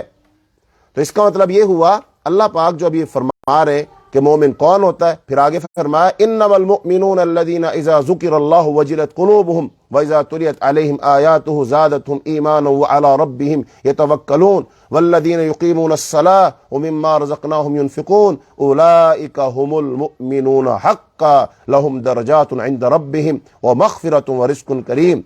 اللہ پاک فرماتے ہیں مومن کون ہے؟ مومن صرف اور صرف وہ لوگ ہیں جب اللہ کا ذکر کیا جائے تو ان کے دل ڈر جاتے ہیں، اور جب اللہ کی آیات تلاوت کی جاتی ہیں تو ان کا ایمان بڑھ جاتا ہے، اور وہ اپنے اللہ پر بھروسہ کرتے ہیں، وہ نماز قائم کرتے ہیں، جو کچھ میں نے انہیں دیا اس میں سے وہ خرچ کرتے ہیں۔ یہی مومن ہے سچے، ان کے لیے درجات ہیں اللہ کے پاس، بخشش ہے اور ان کے لیے عزت والا رزق ہے۔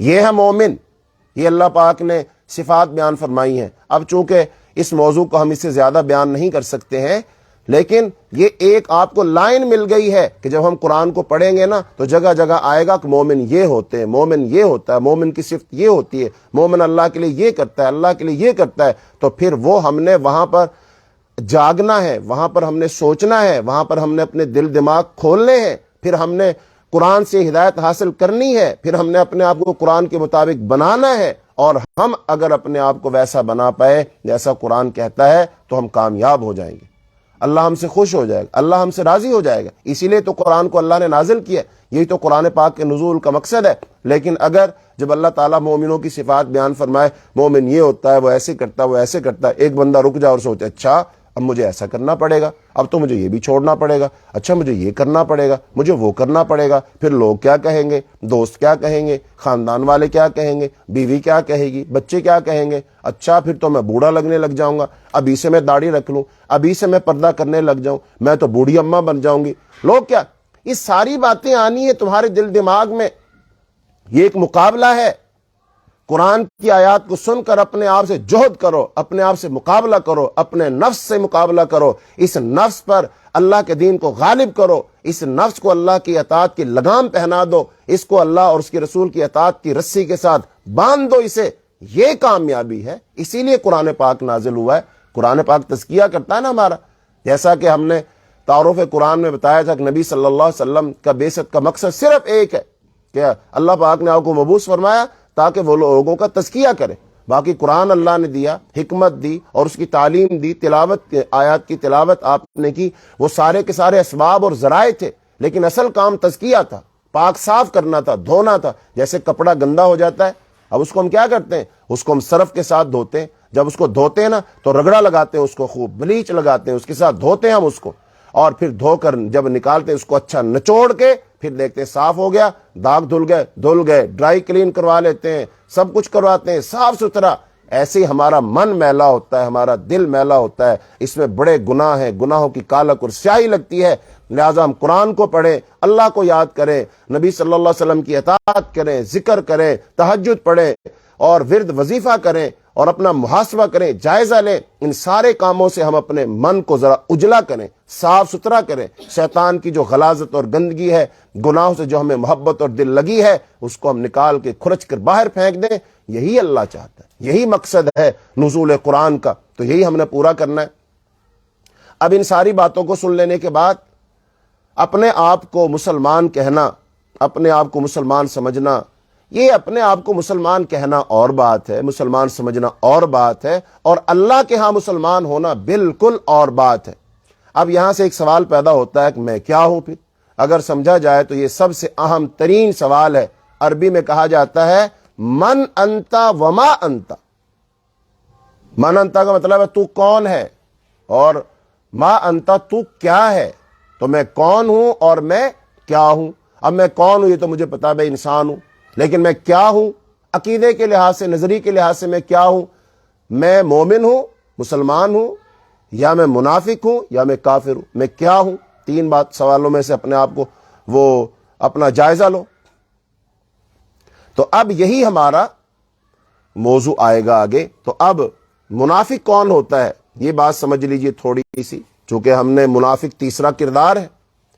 منافق وہ ہوتا ہے، نبی صلی اللہ علیہ وسلم نے شاہ فرمایا، ہاں مسلمان کے بارے میں ایک بات اور نوٹ کر لو، اس سے میں اور اپنا جائزہ لے لیں گے آپ۔ وہ کیا ہے؟ فرمایا المسلم من سلم المسلمون من لسانہ ویدہ۔ یہ نبی صلی اللہ علیہ وسلم فرمایا مسلمان وہ ہوتا ہے جس کے ہاتھ سے اور جس کی زبان سے دوسرے مسلمان محفوظ ہو۔ یہ مسلمان کی سادہ سی تعریف ہے۔ اس کا مطلب اگر میرے ہاتھ سے اور میری زبان سے دوسرے مسلمان محفوظ نہ ہوں تو ہم ان کا کچھ نہیں بگاڑ رہے، ہم اپنا بگاڑ رہے ہیں، تو اپنے اندر کی خبر دے رہا ہے کہ تو مسلمان نہیں ہے.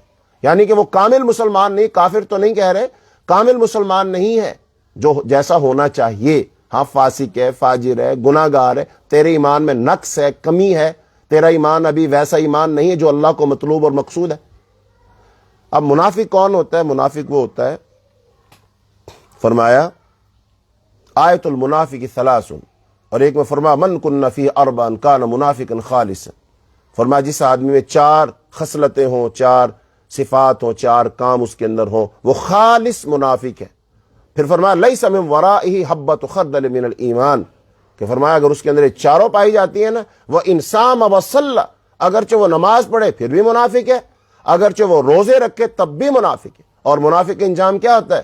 قرآن میں اللہ نے کیا فرمایا؟ ان المنافقین فی الدرک الاسفل من النار، جہنم کا جو سب سے گہری جگہ ہے نا، جہاں سب سے سخت ترین آگ ہے، وہاں پر منافق ہوگا. منافق اللہ کو بہت برا لگتا ہے.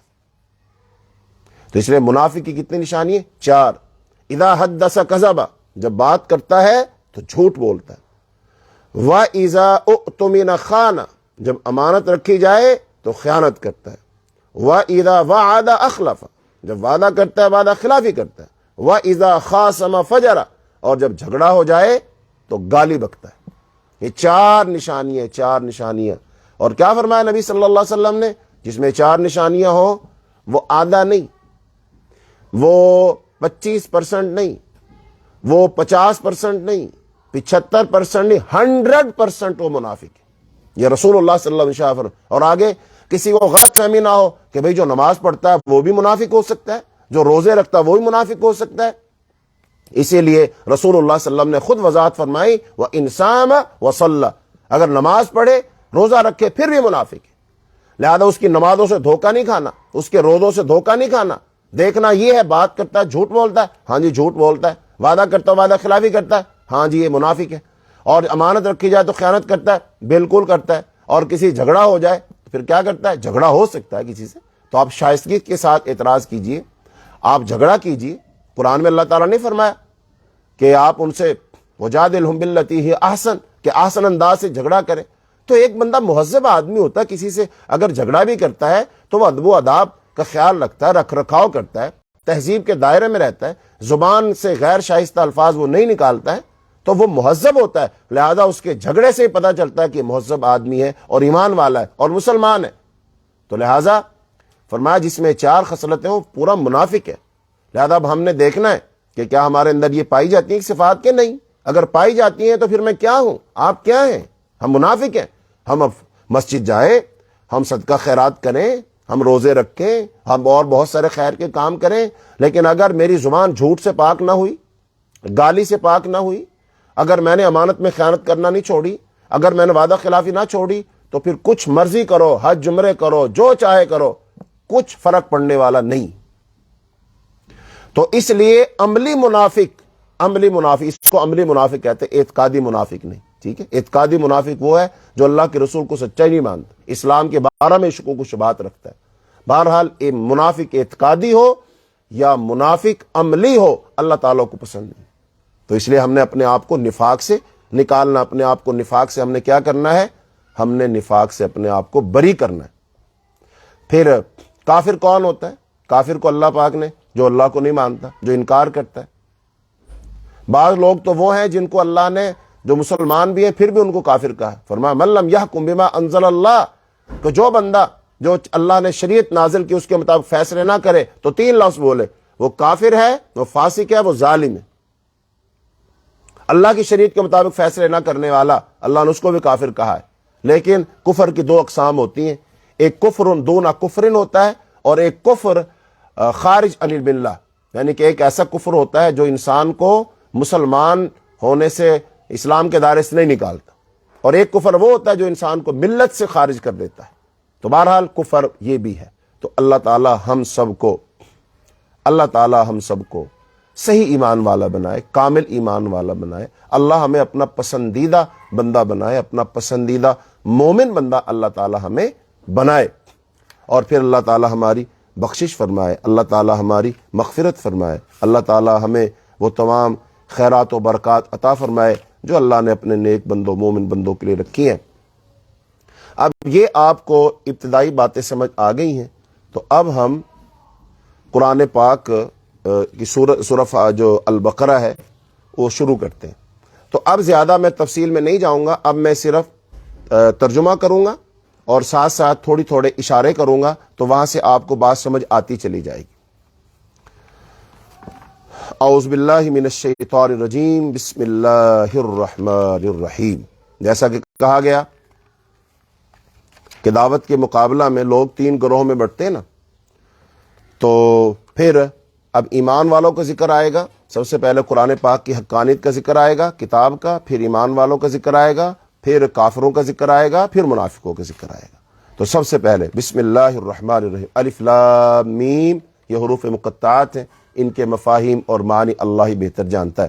بعض لوگوں نے خوب عقل کے گھوڑے دوڑائے ہیں، لیکن ان کی باتیں درست نہیں ہیں، چونکہ اگر ان الفاظ کا معنی مفہوم کوئی ہوتا تو رسول اللہ صلی اللہ علیہ وسلم صحابہ کرام کو بتا دیتے اور صحابہ کرام ہم کو بتا دیتے، لیکن نبی صلی اللہ علیہ وسلم بیان نہیں فرمائے اور ہم تک نہیں پہنچے، تو اس لیے اللہ ہی ان کے معانی اور مفاہیم کو بہتر جانتا ہے۔ ذالک الکتاب لا ریب فیہ ھدی للمتقین، یہ کتاب ہے، اس میں کوئی شک نہیں ہے اور یہ متقین کے لیے ہدایت ہے۔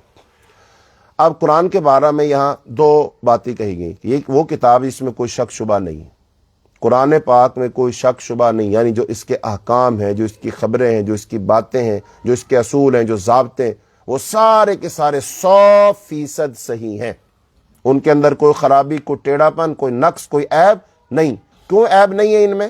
چونکہ یہ اللہ کا کلام ہے نا، اللہ کا کلام انسانوں کے کلام جیسا نہیں ہوتا، تو اللہ کا کلام ہر قسم کے عیب سے اسی طرح پاک ہے جیسے اللہ پاک خود ہر عیب سے، نقص سے پاک ہے۔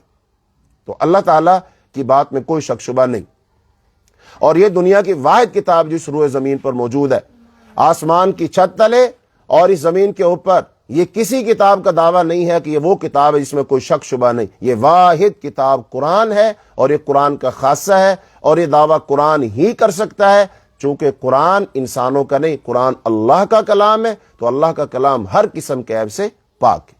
ایک بات تو اس آیت میں یہ بتائی گئی۔ دوسری بات یہ بتائی گئی کہ اس کتاب میں کیا ہے، فیہ ھدی، اس میں ہدایت ہے۔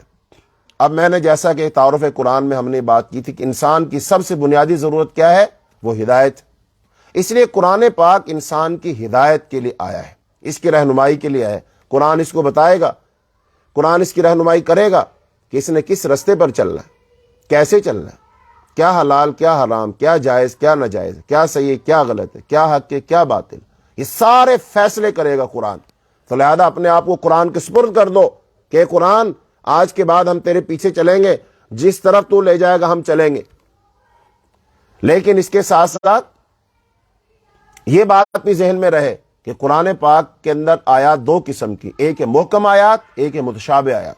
محکم آیات وہ ہوتی ہیں کہ جن کے مطلب مفاہیم بالکل واضح ہیں، تو نماز پڑھو واضح، روزہ رکھو واضح، حج کرو واضح، زکوٰۃ دو واضح، بالکل یہ محکم آیات ہیں۔ اور کچھ آیات ایسے ہیں جو متشابہ آیات۔ اب وہ متشابہ آیات جو ہیں ان کی تفسیر اللہ پاک نے کچھ بتائی کچھ نہیں بتائی، ان پر ہم ویسے ہی ایمان لاتے۔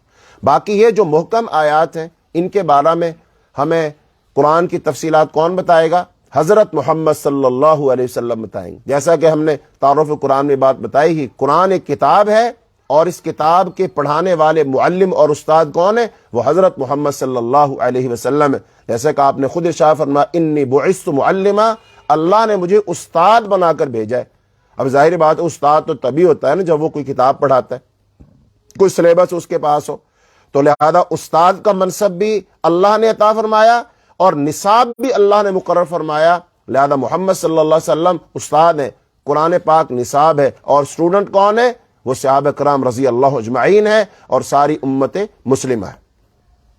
تو لہذا قرآن کی جہاں بھی کوئی تفسیر کی ضرورت ہوگی وہ نبی صلی اللہ علیہ وسلم کے اقوال اور فرامین اور اعمال سے لی جائے گی۔ جیسا کہ رمضان میں ایک مسئلہ ہے، اللہ تعالیٰ نے قرآن پاک میں ارشاد فرمایا کہ تم سحری کھاؤ، کب تک کھاؤ؟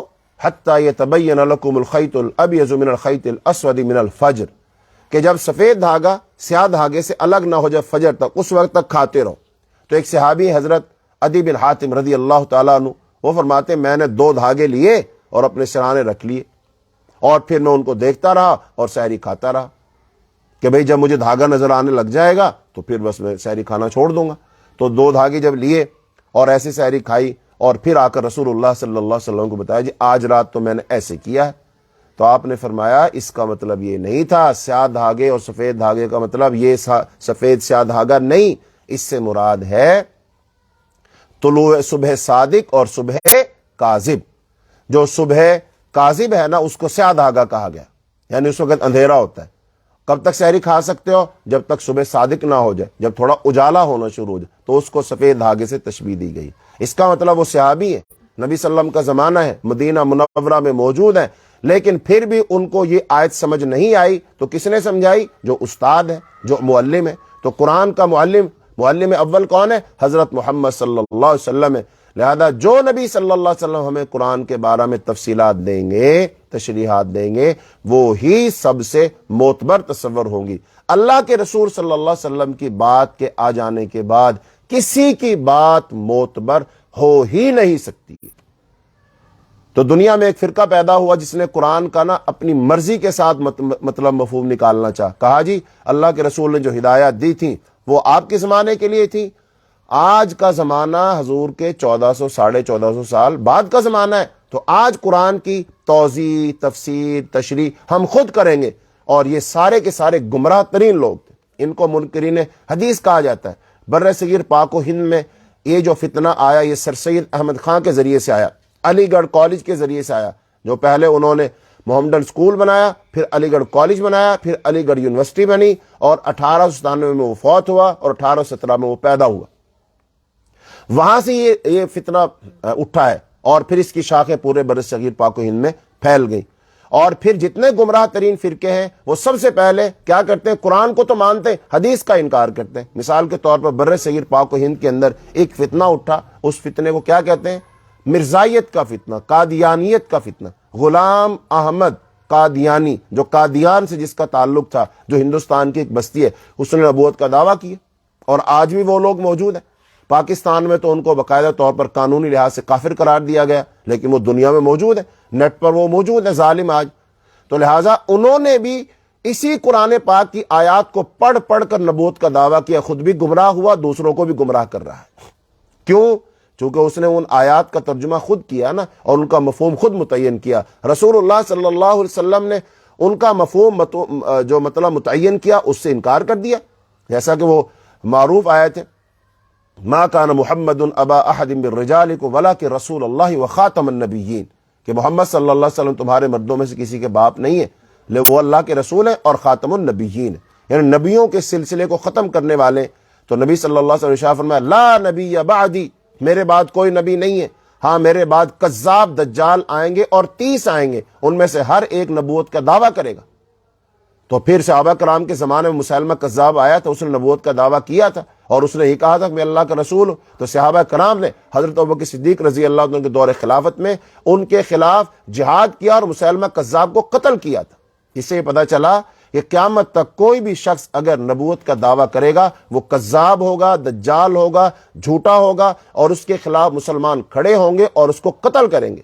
لیکن افسوس کے ساتھ کہنا پڑتا ہے کہ آج 1.5 ارب دنیا میں مسلمان موجود ہیں، 57-58 اسلامی ملک موجود ہیں، ریاستیں موجود ہیں، ان کی فوجیں موجود ہیں، لیکن اس کے باوجود دنیا میں بہت سارے ایسے کذاب اور دجال ہیں جو نبی صلی اللہ علیہ وسلم کی رسالت پر، قرآن پر ایسے اعتراضات اٹھاتے ہیں، لیکن ان کا منہ بند کرنے والا کوئی موجود نہیں ہے۔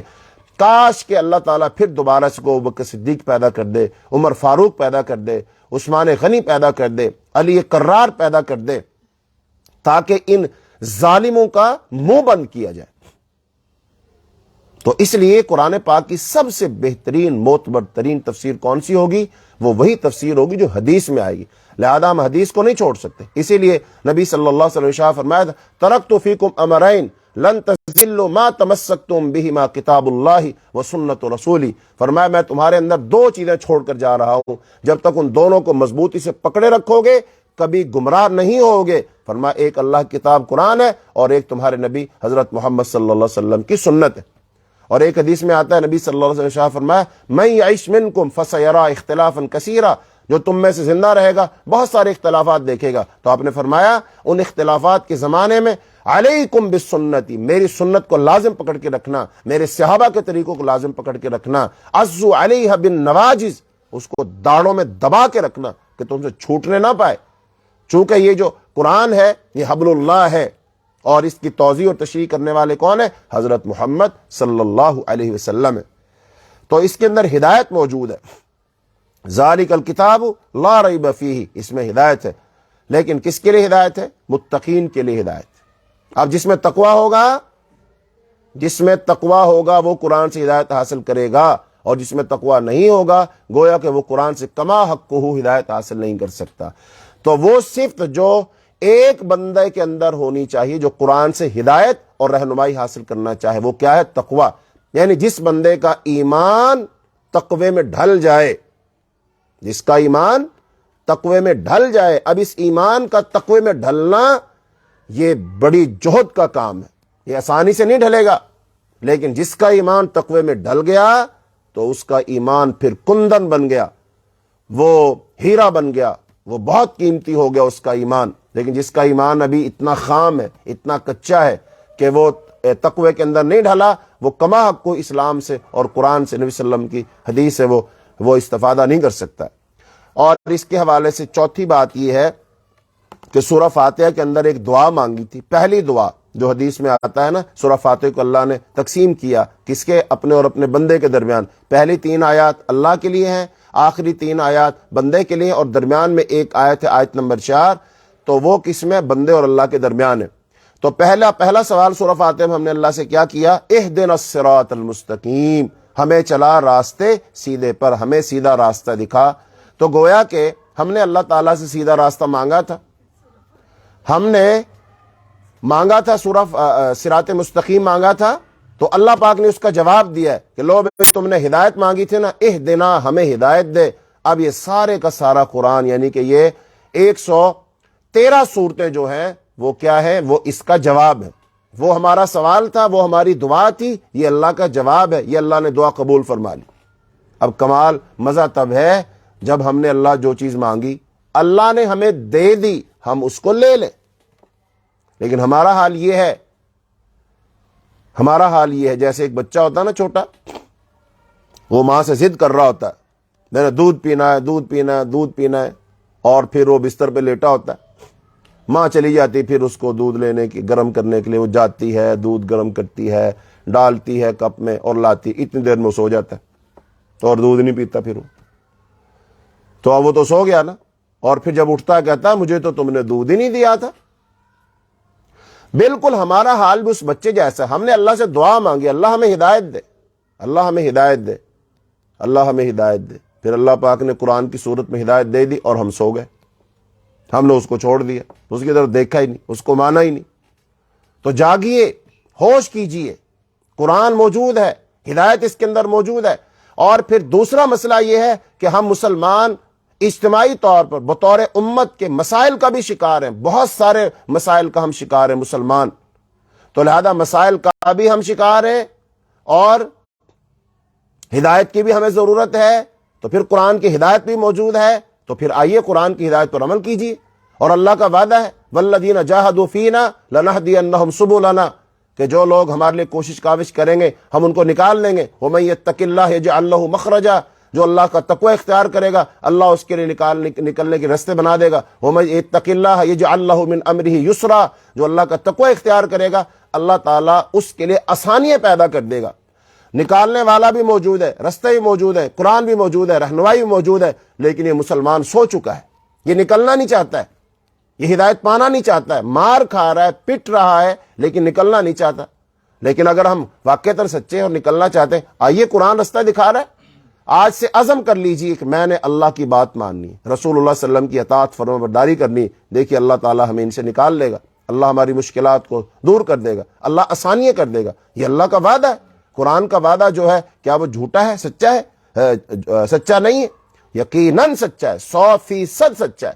لہذا جو شخص قرآن کی بات مانے گا، کسی اور کو ہدایت ملے نہ ملے اس کو ہدایت ضرور مل جائے گی، اس کے خاندان کو، اس کے کنبے قبیلے کو، اس کی اولاد کو ضرور ہدایت ملے گی۔ تو اللہ سے ہمیں دعا کرنی چاہیے کہ یا اللہ ہمیں وہ ہدایت عطا فرما دے، اس ہدایت پر ہمیں عمل کرنے والا بنا دے۔ تو اب سورہ فاتحہ کا اور سورہ البقرہ کا تعلق آپس میں کیا ہے کہ سورہ فاتحہ میں نے اللہ سے ایک سوال کیا اور یہ سورہ البقرہ اس کے جواب میں نازل ہوئی ہے۔ تو وہی سورہ فاتحہ کے اندر اجمال ہے اور سورہ البقرہ سے اس کی تفصیل شروع ہو رہی ہے۔ آگے فرمایا الذین یؤمنون بالغیب ویقیمون الصلاۃ ومما رزقناہم ینفقون۔ اب متقی کون لوگ ہیں؟ وہ لوگ جو ایمان لاتے ہیں، غیب پر نماز قائم کرتے ہیں اور جو رزق دیا ہم نے اس میں سے خرچ کرتے ہیں، اور وہ لوگ ایمان لاتے ہیں جو نازل کیا گیا آپ پر، جو نازل کیا گیا آپ سے پہلے پر، اور آخرت پر یقین رکھتے ہیں۔ اولئک علی ھدی من ربہم واولئک ھم المفلحون۔ یہی لوگ ہدایت پر ہیں اپنے رب کی طرف سے اور یہی لوگ فلاح پانے والے۔ اب جو بات ہوئی تھی نا، کسی بھی دعوت کے نتیجے میں لوگ 3 گروہوں میں بٹتے ہیں۔ تو پہلا گروہ ماننے والا، تو مومن، ایمان والے، تو ان کی صفات یہاں پر بیان کی گئی ہیں کہ یہ ہیں ان کی صفات۔ نمبر 1 وہ غیب پر ایمان لاتے ہیں، نمبر 2 وہ نماز قائم کرتے ہیں، نمبر 3 جو ہم نے دیا اس میں سے خرچ کرتے ہیں۔ اچھا، یہ جو بات ہے نا خرچ کرنے والی، اس بارہ میں ہم بڑے محدود، ہم نے بہت محدود معنی سمجھا۔ خرچ کرنے کی جب بھی بات آتی ہے تو کیا آتا ہے؟ بات یہ آتی ہے مال خرچ کر دو۔ ہاں بھئی، مال اللہ نے جو چیزیں ہمیں دی ہیں ان میں سے مال تو ایک ہے نا، اس کے علاوہ بھی تو چیزیں ہیں۔ کیا اس کے علاوہ آپ کی اولاد نہیں ہے؟ اولاد بھی خرچ کرو نا اللہ کی راہ میں۔ اچھا، اللہ نے آپ کو یہ جسم، یہ بدن نہیں، جوانی نہیں دی ہوئی، اس کو بھی خرچ کرو نا اللہ کی راہ۔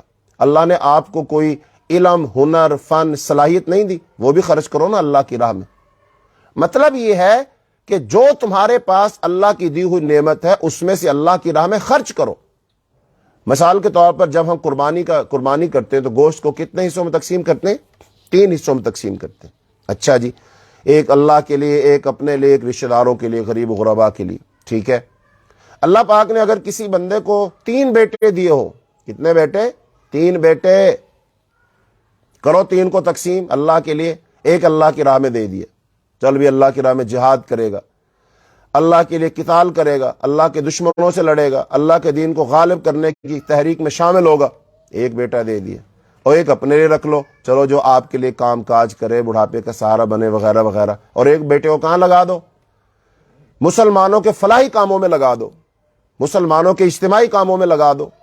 کرو 3 تقسیم۔ ہم پیسے دے سکتے ہیں، اولاد کو تقسیم کون کرے گا؟ یہ کیا اللہ کا دیا ہوا رزق نہیں ہے؟ رزق کا مطلب ہوتا ہے اللہ کی دی ہوئی چیز، جو بھی اللہ ہمیں عطا کرتا ہے۔ رزقناہم، ہم نے انہیں دیا۔ اس میں مال کا ذکر کہاں ہے؟ ہم تو صرف مال پر بھاگ کے آ جاتے ہیں، اس میں ذکر آ رہا کہیں مال کا نہیں۔ اس کا ترجمہ ہے وَمِمَّا، اور اس میں سے جو ہم نے انہیں دیا خرچ کرتے۔ تو اللہ پاک نے جو کچھ دیا اس میں سے خرچ کرو۔ اور یہی مسئلہ ہے، آج ہم پیسے پوسے دے کر، صدقہ خیرات کر کر سمجھتے بہت کچھ ہو گیا، اور اصل چیز کو ہم خرچ نہیں کرتے۔ کیوں نہیں خرچ کرتے ہیں اصل چیز کو بھی ہمیں خرچ کرنا چاہیے۔ اور جب ہم خرچ کریں گے اس چیز کو، اللہ تعالیٰ پھر اس کا صحیح نعم البدل دے گا، ہمیں بڑھا چڑھا کر دے گا اللہ تعالیٰ ہمیں۔ تو اس لیے اب اس میں مومنین کی صفات بیان ہو گئی، اور پھر فرمایا وبالآخرۃ ہم یوقنون، اور وہ آخرت پر پکا یقین رکھتے ہیں۔ آخرت پر پکا یقین انسان کو تمام ظلم سے، تعدی سے، ناانصافی سے نکال لیتا ہے۔ چونکہ جب انسان کو یہ پتا ہو، یہ بات آ چکی ہے پیچھے، ہم نے اس پر بات کی نا، مالک یوم الدین، اس میں ساری باتیں آ چکی ہیں۔ تو یہ مومنوں کی صفات ہو گئی۔ آگے ان الذین کفروا سواء علیہم انذرتہم ام لم تنذرہم لا یؤمنون، بے شک وہ لوگ جنہوں نے کفر کیا، برابر ہے آپ ان کو ڈرائیں یا نہ ڈرائیں، وہ ایمان نہیں لائیں گے۔ ختم اللہ علی قلوبہم، اللہ نے مہر لگا دی ان کے دلوں پر، ان کے کانوں پر، ان کی نگاہوں پر بھاری پردہ ہے۔ ولہم عذاب عظیم، اور ان کے لیے بہت بڑا عذاب ہے۔ یہ کافروں کا ذکر ہو گیا اس میں۔ آگے منافقوں کا ذکر ہو رہا ہے، ومن الناس من یقول آمنا باللہ والیوم الآخر وما ہم بمؤمنین، اور لوگوں میں سے بعض وہ ہیں جو کہتے ہیں ہم ایمان لائے اللہ پر اور آخرت کے دن پر، وما ہم بمؤمنین، حالانکہ وہ ایمان نہیں لائے۔ دیکھیں نا، اب دعویٰ کیا ہے کہ ایمان لائے، اللہ پاک کہہ رہے ایمان نہیں لائے۔ فرمایا یخادعون اللہ والذین آمنوا، وہ دھوکہ دیتے ہیں اللہ کو اور ان لوگوں کو جو ایمان لائے۔ وما یخدعون الا انفسهم، اور نہیں وہ دھوکہ دیتے مگر اپنی جانوں کو، وما یشعرون، وہ شعور نہیں رکھتے، فی قلوبہم مرض، ان کے دلوں میں ایک بیماری ہے، ایک مرض ہے، فزادہم اللہ مرضا، تو بڑھا دیا ان کو اللہ نے بیماری میں، وَلَهُمْ عَذَابٌ علیم، اور ان کے لیے دردناک عذاب ہے، بما كانوا یکذبون، بسبب اس کے جو جھٹلاتے تھے۔ اس کا مطلب منافق اعتقادی وہ ہوتا ہے جو دل سے جھٹلا رہا ہوتا ہے لیکن زبان سے کہہ رہا ہوتا ہے ہم ایمان لائے۔ فرمایا ان کی اور صفت کیا، وَإِذَا قِيلَ لَهُمْ، اور جب ان سے کہا جاتا ہے لا تفسدوا فی الارض، تم زمین میں فساد نہ کرو، قالوا انما نحن مصلحون، کہتے ہیں ہم تو اصلاح کرنے والے ہیں، الا انہم هم المفسدون، فرمایا خبردار سن لو یہی فساد کرنے والے ہیں، ولکن لا یشعرون، لیکن یہ شعور نہیں رکھتے۔ وَإِذَا قِيلَ لَهُمْ، اور جب کہا جاتا ہے ان سے آمنو، تم ایمان لاؤ، کما آمن الناس، جیسے ایمان لائے لوگ، قالو، کہتے ہیں، انؤمن، کیا ہم ایمان لائیں، کما آمن السفہاء، جیسے ایمان لائے بیوقوف، الا انہم هم السفہاء، سن لو بے شک وہ خود ہی بے وقوف ہیں، ولکن لا یعلمون، اور وہ جانتے نہیں ہیں۔ وَإِذَا لَقُوا الَّذِينَ آمَنُوا، اور جب یہ منافق لوگ ملتے ہیں ان لوگوں جو ایمان لائے، قالو، کہتے ہیں آمنا، ہم ایمان لائے۔ وَإِذَا خَلَوْا إِلَىٰ شَيَاطِينِهِمْ، اور جب اکیلے ہوتے ہیں اپنے شیطانوں کی طرف، اپنے سرداروں کی طرف، قالو، تو کہتے ہیں انا معکم، ہم تمہارے ساتھ ہیں، انما نحن مستہزئون، ہم تو صرف مذاق کرنے والے تھے۔ اللہ یستہزئ بہم، اللہ مذاق اڑاتا ہے ان کا، وَيَمُدُّهُمْ، اور ڈھیل لیتا ہے ان کو، فی طغیانہم یعمہون، ان کی سرکشی میں وہ حیران پھرتے ہیں۔ پھر اللہ پاک نے ان پر تبصرہ فرمایا کہ یہ جو ایمان لانا نہ لانا نا، اس کو تجارت کے ساتھ تشبیہ دی ہے کہ ایمان بظاہر تو ایمان لائے، دل سے ایمان نہیں لائے۔ ایمان والوں کے پاس ہوتے کہتے ہیں ہم ایمان لے آئے، اور جب اپنے بڑے سرداروں کے پاس، کافروں کے پاس جا کہتے ہیں ہم تو مذاق کرنے والے تھے۔ اصل میں اللہ اس کو تجارت سے تشبیہ دی، فرمایا اولئک الذین، یہ وہ لوگ ہیں، اشتروا الضلالۃ بالہدی، جنہوں نے خرید لی گمراہی ہدایت کے بدلے، فما ربحت تجارتہم، نہ نفع دیا ان کی تجارت نے، وما کانوا مہتدین، اور نہ وہ ہدایت پانے والے ہیں۔ یعنی کہ جو منافق ہیں نا، یہ اپنے من میں تو بڑے چالاک بنتے ہیں، بڑے ہوشیار بنتے ہیں، لیکن ان کا حال وہ ہے کہ ایک بندہ سودا لاتا ہے، سارا دن بھٹکتا پھرتا ہے، کبھی اس گلی بیچ، کبھی اس گلی بیچ، کبھی اس ملک جا، کبھی اس ملک جا، وہ لاکھوں کی خرید و فروخت کرتا ہے، لیکن اس کی تجارت میں اس کو نقصان ہی ہوتا ہے، گھاٹا ہی پڑتا ہے۔ تو بتاؤ اس کے پھر بھاگنے دوڑنے کا فائدہ کیا ہوا؟ کوئی فائدہ نہیں ہوا۔ مزہ تو تب تھا اتنی بھاگ دوڑ کر رہا تھا، محنت کر رہا تھا، بہت پیسے کما لیتا، نہیں نقصان ہوا، گھاٹا پڑا۔ ایسے ہی جو منافق ہے نا، کبھی مسلمانوں کے گروہ میں، کبھی کفار کے گروہ میں، مثال رسول اللہ صلی اللہ علیہ وسلم نے ایسے دی، جیسے بکری ہوتی ہے نا، وہ دو ریوڑوں کے درمیان گھومتی ہے، ایک ریوڑ ادھر ہے، ایک ریوڑ ادھر ہے، کبھی بھاگ کے ادھر چلی جاتی ہے، کبھی بھاگ کے ادھر چلی جاتی ہے۔ تو منافق کی مثال اس بکری جیسی ہوتی ہے جو کبھی مسلمانوں کے ساتھ، کبھی کفار کے ساتھ ہوتا ہے۔ یہ دوغلا آدمی، یہ منہ سے کچھ کہتا ہے، دل میں کچھ ہوتا ہے، قول سے کچھ ہوتا ہے، زبان سے کچھ ہوتا ہے، یہ منافق آدمی ہے۔ تو فرمایا اس کے اس بھاگ دوڑ نے اس کو کوئی فائدہ نہیں دینا۔ تو یہ تین گروہ ہیں، پہلے گروہ کا تذکرہ کیا، وہ مومن متقی لوگ، ان کی صفات بیان کی، پھر کفار کی مثال بیان کی، اور پھر آگے منافقین کا تذکرہ کیا۔ اس کے بعد اللہ تعالیٰ نے اسی بات کو مختلف مزید مثالوں کے ساتھ واضح کرنا ہے، تو وہ انشاءاللہ الرحمن ہم کل بیان کریں گے۔ اللہ تعالیٰ سے دعا ہے اللہ تعالیٰ ہمیں قرآن کو پڑھنے، سننے، سمجھنے کی توفیق عطا فرمائے۔ آخر میں دو باتیں ہیں، بہت ساری بہنیں تو سوالات کرتی ہیں، چونکہ اب سوال جواب کا وقت نہیں ہوتا ہے، لہذا واٹس ایپ نمبر آپ کو دیا ہوا ہے، تو لہذا واٹس ایپ پر آپ سوالات پوچھ سکتی ہیں، رمضان کے حوالے سے، زکوٰۃ کے حوالے سے، روزے کے حوالے سے، کوئی بھی۔ تو واٹس ایپ نمبر ہمارا ہے 032149442220، اور ایسے ہی یہ جو ہمارے تفسیر قرآن کے لیکچر ہیں ان کو آپ سن سکتے ہیں، ہمارا یوٹیوب چینل ہے Kahf studio TIT82 by professor Tahir Islam Tahir. نیکی کی غرض سے اس کو آگے بھی پھیلائیں، خود بھی سنیں، اللہ تعالیٰ آپ کے لیے بھی صدقہ جاریہ بنائے، ہمارے لیے بھی۔ اللہ جب تک زندہ رکھے دین پر، ایمان پر، اسلام پر، جب اللہ موت دے ایمان والی، اسلام والی، کلمے والی موت نصیب فرمائے۔ اللہم انا نسألک الجنت الفردوس، اللہم انا نسألک الجنت الفردوس، اللہم انا نعوذ بک من عذاب النار، اللہم انا نعوذ بک من عذاب النار، اللهم اشف مرضانا ومرضى المسلمين. ربنا هب لنا من ازواجنا ومن ذرياتنا قرة اعين واجعلنا للمتقين اماما. ربنا آتنا في الدنيا حسنة وفي الآخرة حسنة وقنا عذاب النار. اللهم اهدنا فيمن هديت وعافنا فيمن عافيت وتولنا فيمن توليت وبارك لنا فيما أعطيت وقنا شر ما قضيت فإنك تقضي ولا يقضى عليك إنه لا يذل من واليت ولا يعز من عاديت تباركت ربنا وتعاليت. سبحانك اللهم وبحمدك أشهد أن لا إله إلا أنت أستغفرك وأتوب إليك. السلام علیکم ورحمۃ اللہ وبرکاتہ.